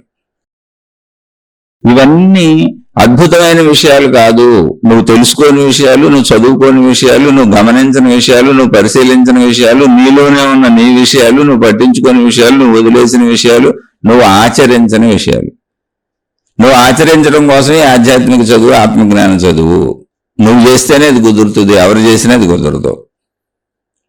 అందుకని మార్పు భౌతికంలోనే ముందు మార్పు తెచ్చుకోవాలి. నువ్వు భౌతిక ప్రక్రియల్లో నువ్వు వెళ్ళే విధానంలోనే నీ డబ్బుతోనే నువ్వు బతకాలని స్థిర నిర్ణయం చేసుకోవాలి. అందులో పెద్ద విషయం. నువ్వు కాదనుకున్న లేని డబ్బు నీకు ఎక్కడి నుంచి వస్తుంది? ఊరుకునే నువ్వు మోసాలు, అన్యాయాలు, అక్రమాలు ప్రయత్నిస్తావు అంతే. నువ్వు ఎంత ప్రయత్నించినా, అన్యాయాలు, అక్రమాలు, మోసాలు ఎంత ప్రయత్నించినా తదనుగుణమైనటువంటి శిక్షలు అనుభవిస్తావు తప్ప నువ్వేం పొందవు. అది ధనమైనా అంతే, అది శారీరక సుఖమైనా అంతే, నీది కానిది ఏదైనా అంతే. ఆ సత్యాన్ని తెలుసుకున్న మహనీయులు చెప్పారు, నాయన నీది కాని దానికి అనవసరంగా వెళ్ళి మళ్ళీ అనవసరమైన దాంట్లో నువ్వు నీ నెత్తి మీదకి లేనిపోని తెచ్చుకొని కష్టాలు పడుతున్నావు, బాధలు పడుతున్నావు, కన్నీళ్లు అనుభవిస్తున్నావు. మళ్ళీ వీటి నుంచి ఈర్ష్య, స్వార్థ, ద్వేషాలు, నెగిటివ్ గుణాలు, చికాకులు, కోపాలు, ఇసుగులు, ఇలాంటి అన్ని వ్యతిరేకతలు సృష్టించుకొని కర్మఫలాలు అనుభవిస్తూ దుఃఖాలకు లోనవుతున్నావు. అందుకని నీది కాని దాని వైపు వెళ్లకుండా ఉంటే, నీది కానిదేంటి? నీ ప్రజ్ఞతో, నీ తెలివితో, నీ ప్రయత్నంతో, నీకు లభించిన దానితో, అదంతా నీది. నీ భార్య, నీ పిల్లలు, నీ ఇల్లు, నీ సంపదలు, నీ వాళ్ళు, ఇదంతా నీదే. దాంతో ఉందంత హాయిగా ఉండి ఎవరు ఉండొద్దన్నారు? నన్నే అనుభవించు, నీ పంచేంద్రియ సుఖాలు అనుభవించు. లేని దానిని, కాని దాన్ని, ఎవరికో ఉన్నదానిని చూసి దాన్ని కొట్టేద్దామని, దాన్ని ఎలా అనుభవించేద్దామని, అది కూడా నేను పొందేద్దామని పరస్త్రీని, పరపురుషుడిని, పరధనాన్ని, పరవస్తువుల్ని, పర విషయాల్ని, పరగౌరవాల్ని, కొంతమంది వాళ్ళు మనోళ్ళు, వీళ్ళందరూ మనకు తెలుసు అని చెప్పుకుంటూ ఉంటారు. వాళ్ళకేం తెలియదు. అదే అందరూ మనకు తెలిసండి అని అధికారాలు, హోదాలు, అదే అదంతండి చిటికలు అయిపోద్ది అంటుంటారు. ఏమీ తెలియదు, పక్క వాళ్ళని మోసం చేస్తుంటారు, మాటలతో బురుడులు కొట్టిస్తుంటారు. ఇలా ఏది వద్దు, పరకీర్తి ప్రతిష్టలు నీకెందుకు, ఏం చేసుకుంటావు? నీ కానీ నీకు ఉపయోగపడవుగా. సత్యాన్ని చెబుతుంది ఆధ్యాత్మిక చదువు, ఆత్మజ్ఞాన చదువు. అది నువ్వు భౌతిక జీవితంలోనే ఆచరించడం మొదలు పెట్టేసాయి. అదంతా చాలా తేలికైన విషయం, నువ్వే ఆచరించాలి కదా. పోనీ నిన్ను మారుస్తారు అనుకుందా, ఎవరు మారుస్తారు? ఎడ తెలుస్తుంది అసలు నీ లోపల ఉన్నది? ఒకవేళ మార్చే ప్రక్రియ ఉందనుకుందాం, ఉందనుకుంటే ఎప్పుడూ ఎంతో మంది దేవుళ్ళు తరతరాలుగా వచ్చారు, ఎన్నో మతాలు ఉన్నాయి, ఎన్నో మార్గాలు ఉన్నాయి, ఎంతో మంది గురువులు అప్పుడు ఉన్నారు, ఇప్పుడు ఉన్నారు, అనాదిగా ఉన్నారు, ఇప్పుడు ఉన్నారు. అనాదిగా ఉన్నవాళ్ళు మార్చలేకపోయారుగా. నువ్వు ఇప్పుడు ఎవరిని దేవుళ్ళని పూజిస్తున్నావో వాళ్ళు వేల సంవత్సరాల నుంచి వెనక నుంచి ఉన్నారు, లక్షల సంవత్సరాలు వెనక నుంచి ఉన్నారు, కోట్ల సంవత్సరాలు వెనక నుంచి నీకు ఆధ్యాత్మిక జ్ఞానం, ఆత్మజ్ఞానం, దైవీ జ్ఞానం అందించబడుతూనే ఉంది. మహాత్ములు ఉన్నారు, మహనీయులు ఉన్నారు, గురువులు ఉన్నారు, మునులు ఉన్నారు, ఋషులు ఉన్నారు, యోగులు ఉన్నారు, తపస్సంపన్నులు ఉన్నారు. అన్ని మతాలలో ఆ మతాలకు సంబంధించిన వాళ్ళు అనాదిగా ఉన్నారు. మరి మారలేదు, ఇంకా సమాజం ఇలాగ ఉంది, మనం చెప్పుకుంటానే ఉన్నాంగా. అంటే అర్థం ఏంటి? ఎవరు ఎవరిని మార్చలేరు, ఎవరికి వాళ్లే మారాలి. మార్చటానికి అంటే మారటానికి అవసరమైన విషయాలను చెబుతున్నారు. ఎందుకు మారలేకపోతున్నాము? మారలేకపోవడానికి కారణం ఏంటి? అదంతా మనలోనే ఉంది. ఆ మారలేకపోవటానికి కారణమైన విషయాలను తెలుసుకోకుండా నా ఇష్టం వచ్చినట్టు జీవిస్తాను, అది చెడైనా మంచి అయినా అంటే దాన్ని అజ్ఞానము అన్నారు.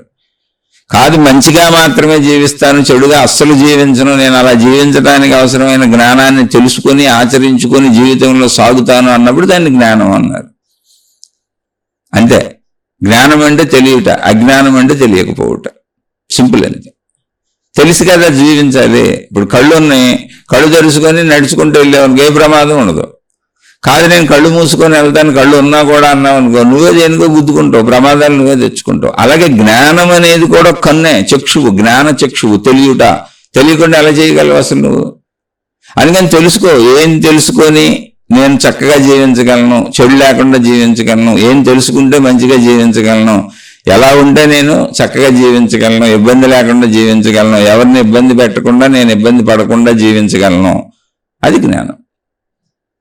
మార్పు ఎవరినో అడగండి, మార్పు మీరే చేసుకోవాలి. అది మీలోనే మొదలవ్వాలి, మీతోనే మొదలవ్వాలి, మీరే ప్రయత్నం చేసుకోవాలి. దాని పేరు సాధన.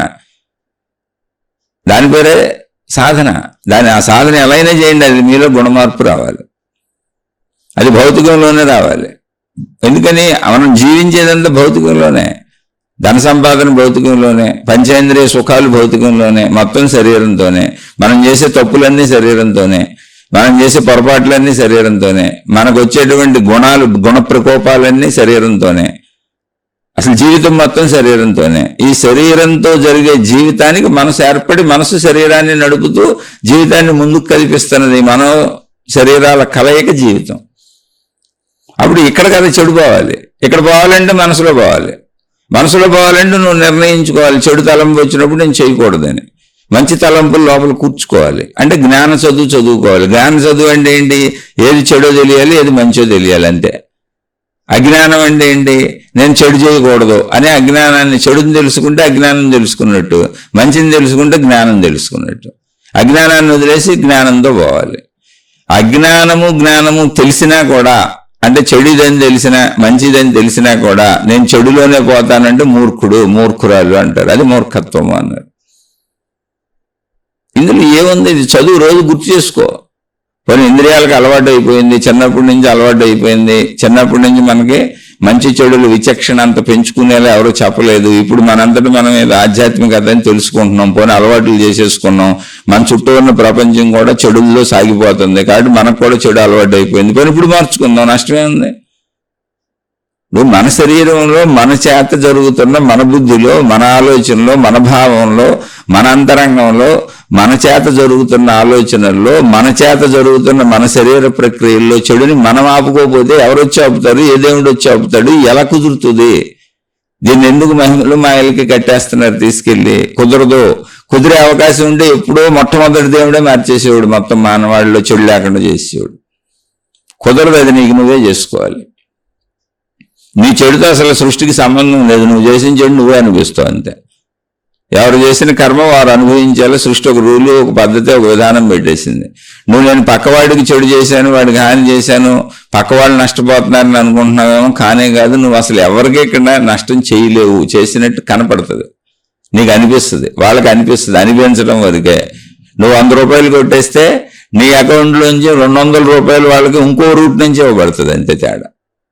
సృష్టి ఎవరికి అన్యాయం చేయదు. నువ్వు ఏ రకమైన మోసం చేశావో ఆ రకమైన మోసం నీ జీవితంలోకి ఏదో రూపంలో వస్తుంది, ఆ రకమైన లాభం వాళ్ళ జీవితంలోకి ఏదో రూపంలో వెళ్తుంది. సృష్టి అన్నిటిని బ్యాలెన్స్ చేసుకుంటూ వెళ్తుంది. అదే అనంత శక్తి, ఆత్మశక్తి, సృష్టి శక్తి, విశ్వశక్తి. ఆ బ్యాలెన్సింగ్ థియరీ పేరే కర్మ సిద్ధాంతం. అది మహాత్ములు గమనించి కర్మ సిద్ధాంతం ఉందని ఆయన చెడు పనులు చేయకండి అని చెప్పారు. అందుకని మార్పు ఎవరికి వాళ్ళు చేసుకోవాలి. అయితే మారడం అంత తేలిక అంటే శరీర భావంలోకి వచ్చేసి మొత్తం సృష్టిని చూస్తూ మనలాంటి మనుషులే సాగిపోతూ, మనలాంటి మనుషుల మధ్యనే మనం సాగిపోతూ, అందరూ ఏదో ఒక చెడు చేస్తూ, అందరూ ఆశతో, కోరికతో, లాలసతో బతుకుతున్న ప్రపంచంలో మార్పు కష్టంగా అనిపిస్తుంది. ఎందుకంటే శరీర భావంలో అందరూ ఇలాగే సాగుతున్నారు. ఎక్కువగా చెడే కనపడుతుంది ప్రపంచంలో. అందరికీ డబ్బు పిచ్చి, అందరికీ కోరికలు పిచ్చి. ఇప్పుడు సినిమాకి వెళ్ళామంటే ఆ సినిమాలో మనకు అన్ని రకాల గుణాలు పెంచుతారు. భౌతికమైనటువంటి నవలు చదవండి, టీవీ సీరియల్ చూడండి, ఏ సినిమాలు చూడండి, అన్ని రకాల పిచ్చులు పెరుగుతాయి. అందులో కొంత మంచి కూడా ఉండొచ్చు. లోక రైతు సహజంగా ఎలా ఉంటుంది, శరీరం కావాలని కోరుకుంటూ ఉంటుంది. దాన్ని ఎప్పుడు జ్ఞానంతో కంట్రోల్ చేయాలి. కాబట్టి నీ ప్రయత్నం నువ్వు చేసుకోవాలి. అందుకని మారటం అంత తేలికైన విషయం అంటే కానే కాదు, కానీ మారటం కష్టం అంటే కానే కాదు. నువ్వు ప్రయత్నిస్తే తేలిక, నువ్వు జ్ఞానాన్ని వాడితే తేలిక. చుట్టూ ఉన్న వాళ్ళని చూసి శరీరాన్నే వాడుతూ, శరీరాలని చూస్తూ, పదార్థాలని చూస్తూ, విషయాలని చూస్తూ, శరీర పరిమితి భావంలో, పదార్థ పరిమితి భావంలో నువ్వు ఉంటే చాలా కష్టం. జ్ఞాన భావంలోకి వెళ్తే మార్చడం తేలిక. అందుకని రోజు జ్ఞాన చదువుకోవాలి, ఆధ్యాత్మిక చదువుకోవాలి, ఆత్మజ్ఞాన చదువుకోవాలి. రోజు జ్ఞానంలో కాసేపు కూర్చోవాలి. అదే ధ్యానం, అదే తపస్సు. వాళ్ళు తనను తాను అదుపులో పెట్టుకోగలుగుతారు, తనను తాను కంట్రోల్ చేసుకోగలుగుతారు. దేహభావంలోకి వచ్చేస్తే మన చుట్టూ దేహాలే ఉన్నాయి, మన చుట్టూ పదార్థాలే ఉన్నాయి, మన ఇంద్రియాలకు అవసరమైనవన్నీ బయట కనపడుతున్నాయి, మనకు అవసరమైన ధనం బయట ఉంది, అది ఏదో రూపంలో కనపడుతుంది, ఏదో రూపంలో దొరుకుతుంది. తప్పులకో, ఒప్పులకో, మోసాలకో, అన్యాయాలకో, కుట్రలకో, కుతంత్రాలకో ఎక్కువ దొరికినట్టు అనిపించేస్తున్నాయి సుఖాలన్నీ, భోగాలన్నీ, డబ్బు, విషయాలు, వస్తువులు. కానీ కర్మ సిద్ధాంతం ఎప్పుడు వచ్చి మీద పడుతుందో మనకు తెలియట్లే. మనం చేసిన తప్పులు శిక్షలు ఎలా వస్తున్నాయో తెలియట్లే. కానీ ఇప్పుడు చేసిన తప్పుకి మోసం చేస్తే వచ్చే డబ్బు కనపడిపోతుంది, దొంగతనం చేస్తే దొరికే వస్తువు కనపడిపోతుంది, వ్యభిచారం చేస్తే దొరికే సుఖం ఇప్పుడే కనపడిపోతుంది. అన్నీ ఇప్పుడే దొరుకుతున్నాయి. తప్పులు చేస్తే కనపడే వస్తువులు, విషయాలు, పదార్థాలు, సుఖాలు అన్నీ ఇప్పుడే కనపడుతున్నాయి.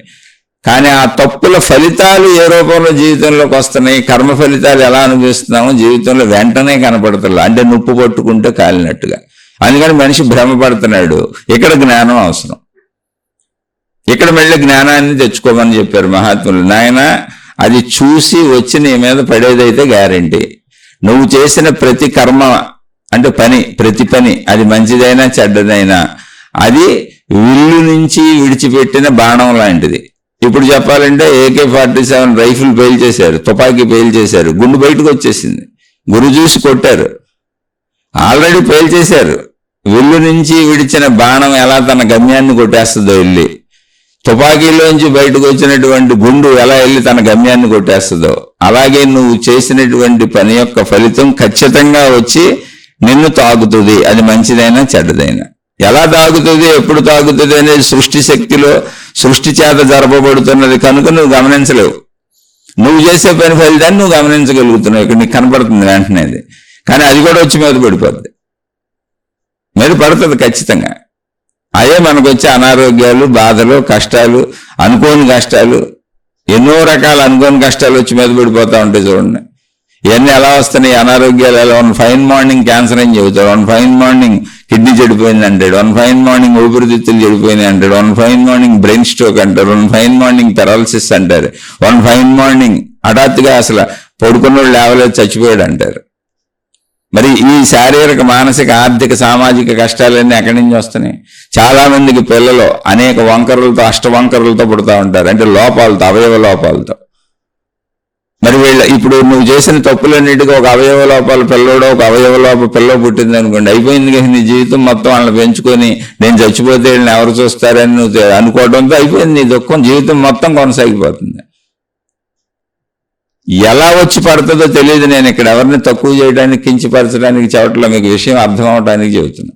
సాగిపోతుందని సాగించుకోవద్దు. నేను చాలా మందిని చూశాను. అంటే నాకు తెలిసినటువంటి, నిజంగా తెలిసినటువంటి విషయం అనేక శీర్షికల్లో చెప్పాను. ప్రపంచం అంతా నాకెలా తెలుస్తుంది, నాకు తెలిసినవి చెప్పగలను. నిజంగా తెలిసింది ఏంటంటే, నరాలకు సంబంధించిన డాక్టర్లు ఇద్దరు నాకు తెలుసు. అంటే మా ఫ్రెండ్ ఒక ఆయన హాస్పిటల్లో పనిచేస్తాడు. ఎప్పుడో ఒక 25 ఏళ్ల క్రితం నాకేదో కొంచెం అనారోగ్యంగా అనిపిస్తే అతనికి చెబితే ఒక డాక్టర్ దగ్గరికి తీసుకెళ్ళాడు, నరాలకు సంబంధించిన డాక్టర్. ఆయన అన్ని చూసి అసలు ఏమీ లేదు, వెళ్ళిపోయి ఏం ప్రాబ్లం లేదు, ఊరిని ఎక్కువ ఆలోచిస్తున్నావు, ఏమన్నా స్ట్రెస్కి గురవుతున్నావు అంతే, అంతకు మించి ఏమీ లేదు, రిలాక్స్డ్గా ఉండన్నాడు. వచ్చాను. అయినా నాకు అలాగే అనిపిస్తుంది. సరే ఎందుకు మళ్ళీ ఇంకో డాక్టర్ దగ్గరికి వెళ్దాం, నేను సరిగ్గా చూడలేదని మళ్ళీ ఇంకో స్పెషలిస్ట్ దగ్గరికి తీసుకెళ్ళాడు. ఆయన నరాలకు సంబంధించిన ఆయన కూడా సేమ్ అలాగే చెప్పాడు. ఏం ప్రాబ్లం లేదు, కొంచెం పనుల్లో ఒత్తిడికి స్ట్రెస్కి గురవుతున్నాను. అడిగాడు ఏం పనులు చేస్తావు ఏంటి అన్నీ చెప్పాడు. ఏ వ్యాపారాలు ఉండేవి, వందల మంది మనుషులు ఉండేవాళ్ళు. అది వేరులేండి, అప్పుడు కోట్ల రూపాయలతో వ్యాపారాలు సాగాయి. ఖచ్చితంగా నాకు ఒత్తిడి స్ట్రెస్ బోల్డ్ రకాలు ఉండేవి, అవన్నీ నిజమే కూడా. కానీ అవి ఉన్నాయని మనం అనుకోం, సహజంగా వెళ్ళిపోతున్నట్టు అనిపిస్తుంది. అది డాక్టర్ ఎక్స్ప్లెయిన్ చేసి చెప్పాడు, ఓకే అనుకుని వచ్చేసా. అయితే ఏమన్నాయా వీళ్ళు సరిగ్గా చూడలేదేమో అన్న నేను 25 సంవత్సరాల క్రితం విషయం. ఎందుకంటే నాకు అలాగే అనిపిస్తుంది ఎప్పటికీ అని. ఎందుకంటే అది నా ఒత్తిడి వలన స్ట్రెస్ వలన అనిపిస్తున్న విషయం, నిజంగా జబ్బు లేదు, మనసులో గందరగోళం అనమాట అది. అంటే ఇంకా శరీరం మీదగా జబ్బు రాలేదు, మనసులోనే ఉంది ప్రస్తుతానికి. అంటే అప్పుడు అతను చెప్పాడు, అన్నా అసలు మనం వెళ్ళిన ఈ 2 డాక్టర్లు అసలు ఊరికనే టెస్టులు రాసేస్తారు ఏమన్నా లేకపోయినా. వాళ్ళు మీకు ఒక్కళ్ళకే టెస్టులు రాయలేదు, నేను ఆశ్చర్యపోతున్నాను. మీరు వాళ్ళు ఏమీ లేదని చెప్పినా, మీరు ఉందని చెప్పినా కూడా వాళ్ళు ఏమీ లేదు వెళ్ళిపోమంటున్నారు మిమ్మల్ని. వాళ్ళు అసలు మామూలుగా ఏమీ లేని వాళ్ళకి కూడా టెస్టులు రాస్తారు. ఈ టెస్టులకి ఎంఆర్ఐలని, స్కానింగ్లని, రకరకాల బ్లడ్ టెస్టులని వీళ్ళందరూ రాసేది మా హాస్పిటల్కి. ఆయన ఒక పెద్ద హాస్పిటల్లో పనిచేస్తాడు, ఆ హాస్పిటల్కి రాస్తారు, అక్కడికే వస్తారు వీళ్ళు టెస్టులకి. ఈ 2 డాక్టర్లకి మా హాస్పిటల్ నుంచి ప్రతి నెల సుమారుగా టెస్టుల రూపంలో వీళ్ళు పంపిన వాళ్ళ తాలూకా వీళ్ళ కమిషన్ సుమారుగా ఇద్దరికి చెరుకు ₹1,00,000 పైన వెళ్తుందని చెప్పాడు 20 ఏళ్ల క్రితం, 25 ఏళ్ల క్రితం. ఓహో అన్న. సరే మామూలుగా ఏదో విషయాలు తెలుసుకుంటే తర్వాత ఇప్పుడు కనపడినప్పుడు ఈ ఆధ్యాత్మికతలో కర్మ సిద్ధాంతాలు మాట్లాడుకుంటున్నప్పుడు పరిశీలిస్తే ఇంతకీ ఆ డాక్టర్లు పిల్లలు ఎవరు, ఎంతమంది ఏంటని అడిగా. వీళ్ళే కాదు, ఇంకా చాలా తెలుసు నాకు. అందరి పేర్లు చెప్పాల్సిన అవసరం లేదు. మా సొంత కుటుంబ సభ్యుల్లో కూడా తెలుసు నాకు, మా బంధుమిత్రుల్లో కూడా తెలుసు. మీరు కూడా వెతుక్కుంటే మీ కుటుంబంలో మీరు చేసిన తప్పులకి, మీ కుటుంబ సభ్యులు బంధుమిత్రుల్లో వాళ్ళు చేసిన తప్పులకి, వీళ్ళు తప్పులు చేశారు, వీళ్ళు చెడ్డవాళ్ళు అన్న వాళ్ళందరినీ చూడండి, వాళ్ళ దగ్గర లోపాలు మీకు దొరికిపోతాయి. వాళ్ళ కుటుంబాల్లో వాళ్ళు అనుభవించే కష్టాలు, బాధలు, కన్నీళ్ళు, లోపాలు అన్నీ మీకే తెలుస్తాయి. ఎన్ని ఇబ్బందులతో వాళ్ళ జీవితం సాగుతుందో. ఇప్పుడు ఈ డాక్టర్లకు సంబంధించి నేను అడిగితే ఆ డాక్టర్లకి 2 మగపిల్లలు ఉన్నారు. ఎంతమంది పిల్లలు ఉన్నారో 2 మగపిల్లలు అయితే ఉన్నారు. ఆ 2 మగపిల్లలకి నరాల వ్యాధులే. అంటే నడవలేరు అసలు, వాళ్ళు వంకరలు తిరిగిపోయిన చేతులు కాళ్ళు ఇలా ఎగిరెగిరి నడుస్తూ ఉంటారు. వాళ్లే నరాల స్పెషలిస్టులు, డాక్టర్లు అందరికీ వైద్యం చేస్తున్నారు. కానీ వాళ్ళ పిల్లలకు తగ్గదు, పుట్టుకతోనే అలా పుట్టారు, ఎదుగుదల అలాగే ఎదుగుతున్నారు. ఎంత ట్రీట్మెంట్లు చేసినా తగ్గదు. ఇప్పుడు కర్మఫలాన్ని ఎలా తప్పించుకుంటావు అంటే ఏమీ లేదు, డాక్టర్ ఊరికి అంటే అందరూ ఇలా చేస్తారని నేను చెప్పట్లా. నాకు తెలిసిన వాళ్ళు, మళ్ళీ వాళ్ళ పేర్లు కూడా మనకెందుకు, ఎప్పుడుదో స్టోరీ ఇది.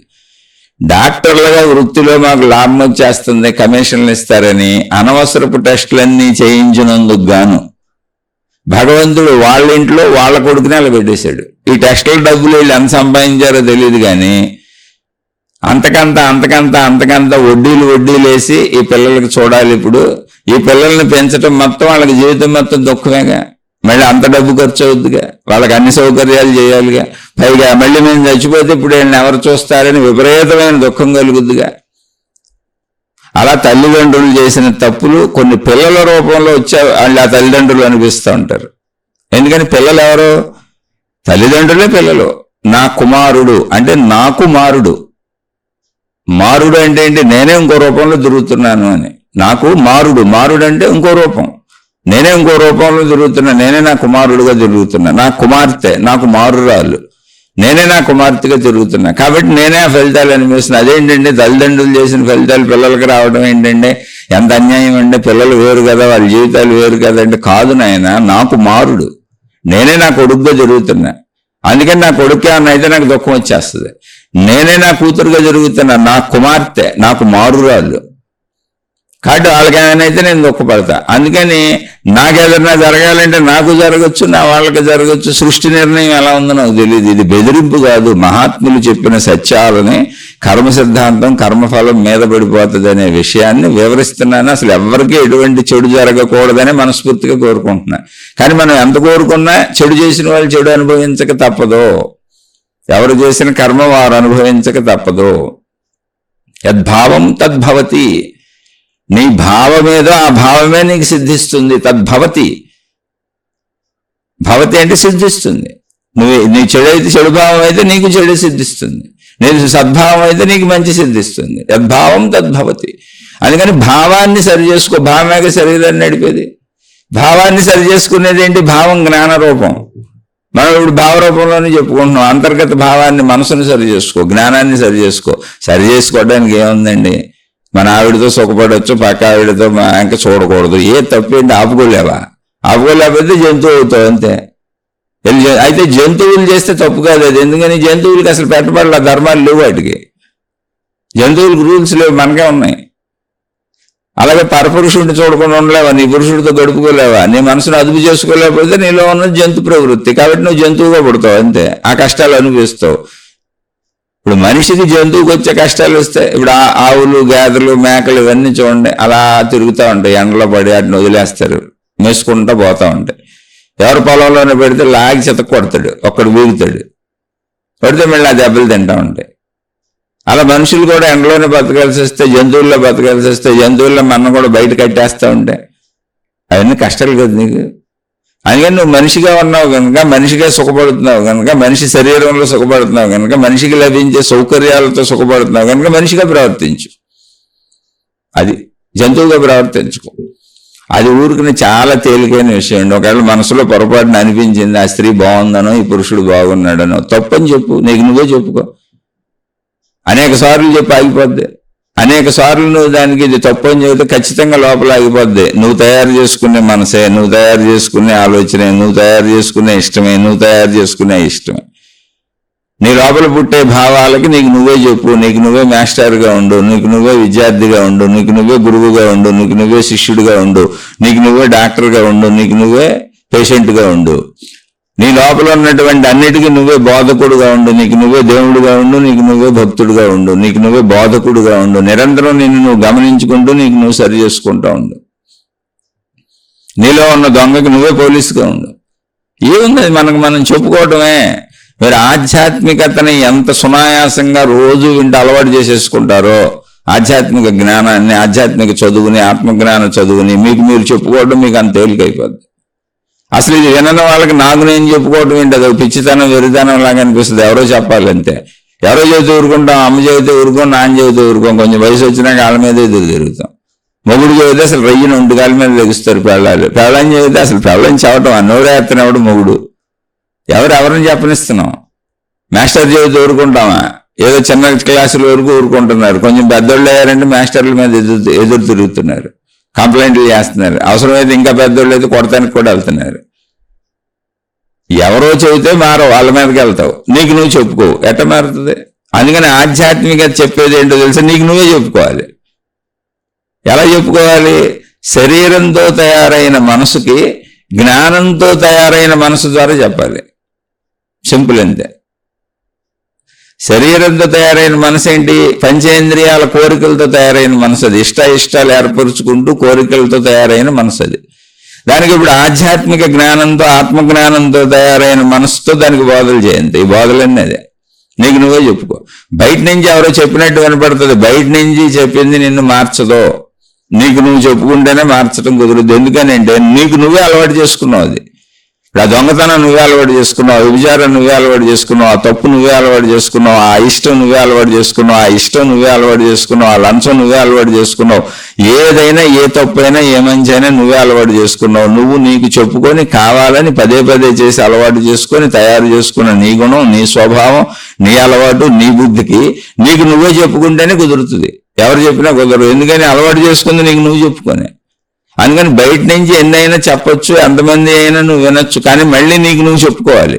నీకు నువ్వు చెప్పుకోవడమే రోజు ధ్యానం, నీకు నువ్వు చెప్పుకోవడమే రోజు తపస్సు, నీకు నువ్వు చెప్పుకోవడానికి రోజు కొంత టైం పెట్టుకో. అందుకని నిన్ను నువ్వు గమనించుకో, నిన్ను నువ్వు తెలుసుకో, నీలో తప్పులు నువ్వు తెలుసుకో, నీలో తప్పులు నువ్వు సరి చేసుకో. నీకు నువ్వు చెప్పుకో, నీకు నువ్వు చెప్పుకో, నీతో నువ్వు మాట్లాడుకో. నీతో నువ్వు మాట్లాడుకోకపోతే ఎప్పటికీ పని జరగదు, అసలు పనే జరగదు. నీతో నువ్వు మాట్లాడుకో. నువ్వు డాక్టర్తో మాట్లాడావు, అనారోగ్యం వచ్చింది, డాక్టర్ నీతో మాట్లాడాడు, ఓకే అయిపోయింది. కానీ ఇంటికి వచ్చినాక నువ్వు నీతో చెప్పుకుంటున్నావు. ఎలాగో తెలుసా? డాక్టర్ రాసి ఇచ్చిన మందులన్నీ టైం ప్రకారం వేసుకుంటున్నావు. బాబు ఇది ఇప్పుడు వేసుకోమన్నాడు, ఈ మందు వేసుకోవాలని వేసుకున్నావు. అందుకని అది లోపల పనిచేసింది. అలాగే బయట ఎంతమంది చెప్పినా డాక్టర్ రాసిచ్చిన మందులు లోపలికి వేసుకున్నట్టుగా బయట నుంచి వినబడినటువంటి జ్ఞానవాక్యాలన్నీ నువ్వు తప్పు ఆలోచన వచ్చినప్పుడు, పొరపాటు ఆలోచన వచ్చినప్పుడు, చెడు ఆలోచన వచ్చినప్పుడు, చెడు పని చేయాలని అనిపించినప్పుడు ఈ జ్ఞాన గుళికిని అక్కడ నీకు నువ్వు చెప్పుకో. చేయకూడదు, తప్పు చేయను, నేను తప్పు చేయకూడదు అనుకుంటున్నాను, ఆధ్యాత్మిక చదువు చదువుకుంటున్నాను, ఆత్మజ్ఞానం చదువుకుంటున్నాను, నేను మనిషిని, మృగాన్ని కాదు, నేను జంతు లోకంలో పుట్టలేదు, మానవ లోకంలో పుట్టాను, మనుషులు తప్పులు చేయకూడదు, మనిషి మంచిగా మాత్రమే బతకాలి, అందరూ నాలాంటి వాళ్లే, అన్నీ నాలాంటివే అని నీకు నువ్వే చెప్పుకో. అలా నీకు నువ్వు చెప్పుకోకుండా నువ్వు మారటం అసంభవం. ముందే చెబుతుంది, నీకు నువ్వు చెప్పుకోవడానికే ఆధ్యాత్మిక చదువు, ఆత్మజ్ఞాన చదువు. అందుకే దీనికి చదువు అని పేరు పెట్టి చెప్పబడుతుంది. చదువు అని ఎందుకు చెబుతున్నాను, చదువు అని ఎందుకు అంటున్నాను, చదువు అని ఎందుకు ప్రతి శీర్షికలో మాట్లాడుతున్నాను, అసలు దీనికి ఎందుకు ఆధ్యాత్మిక చదువు, ఆత్మజ్ఞాన చదువు అని పేరు పెట్టి శీర్షికలు చెబుతున్నాను అంటే, చదువుకోవాలి కదా, నువ్వే కదా చదవాలి. భౌతిక చదువులన్నీ ఎవరు చదువుతారు? మాస్టర్ చెప్పి వెళ్ళిపోతాడు. నువ్వే చదవాలి, పరీక్షలు పెడతారు, నువ్వే పాస్ అవ్వాలి. నువ్వు పాస్ అవుతేనే ముందుకెళ్తావు, నువ్వు పాస్ అవుతేనే ఉద్యోగాలు వస్తాయి, నువ్వు పాస్ అవుతేనే జ్ఞానం వస్తుంది, నువ్వు పాస్ అవుతేనే వృత్తి వ్యాపార ఉద్యోగాలు చేయగలిగినటువంటి నిపుణత, నైపుణ్యత, జ్ఞానం అభివృద్ధి భౌతికంలో జరుగుతుంది. నువ్వు చదువుకోకుండా, నువ్వు దాన్ని అర్థం చేసుకోకుండా, నువ్వు పాస్ అవ్వకుండా నువ్వు ముందుకు వెళ్ళలేవు. అందుకే ఇది కూడా చదువు, ఇది కూడా నువ్వే చదువుకోవాలి. నిన్ను కూర్చుని చదువు, నీ శారీరక చదువు, నీ మానసిక చదువు, నీ బుద్ధి చదువు, నీ గుణ చదువు, నీ స్వభావ చదువు, మొత్తంగా నీకు సంబంధించిన చదువు, నీ ప్రాణశక్తి చదువు. అదే ఆత్మజ్ఞాన చదువు, ఆధ్యాత్మిక చదువు. నిన్ను నువ్వు చదువుకోకపోతే భౌతిక చదువులు చదువుతానంటే నువ్వు డబ్బు కోసం, విషయాల కోసం. అంతకంటే ఇంపార్టెంట్ నిన్ను నువ్వు చదువుకోవటం, నీ గురించి నువ్వు తెలుసుకోవటం. కాబట్టి నిన్ను నువ్వు చదువుకో. నిన్ను నువ్వు చదువుకున్నాక ఇప్పుడు పాస్ అవ్వాల్సింది ఎవరు? చదువుకున్న దాన్ని ఆచరించాల్సింది ఎవరు? నువ్వే.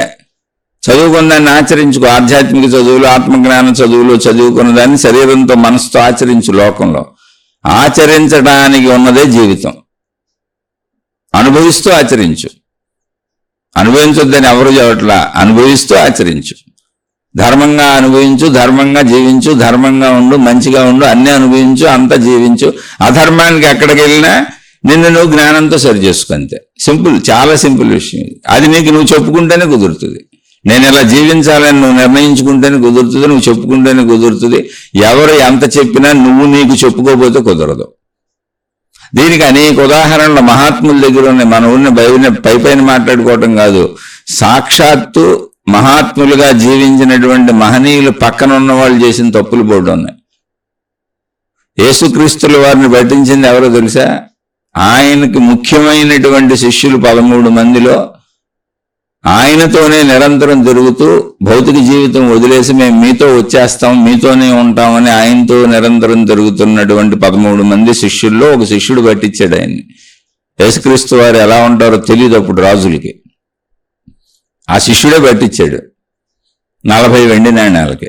ఏంటి, ఆయనతోనే ఉండి ఆయన బోధలు విని, ఈ బోధలకి నాకు నచ్చినవి, నేను మీతో వచ్చేస్తాను, నా జీవితాన్ని మార్చుకుంటాను, గుణమార్పు చేసుకుంటాను, నాకు ఈ ప్రాపంచికమైనటువంటి విషయాలు వద్దు, అద్భుతమైన గురువు మీరు దొరికారు, మీ వెనక వచ్చేస్తాను, మీరు మాకు దైవ సమానులని వచ్చేసినటువంటి ఒక శిష్యుడు.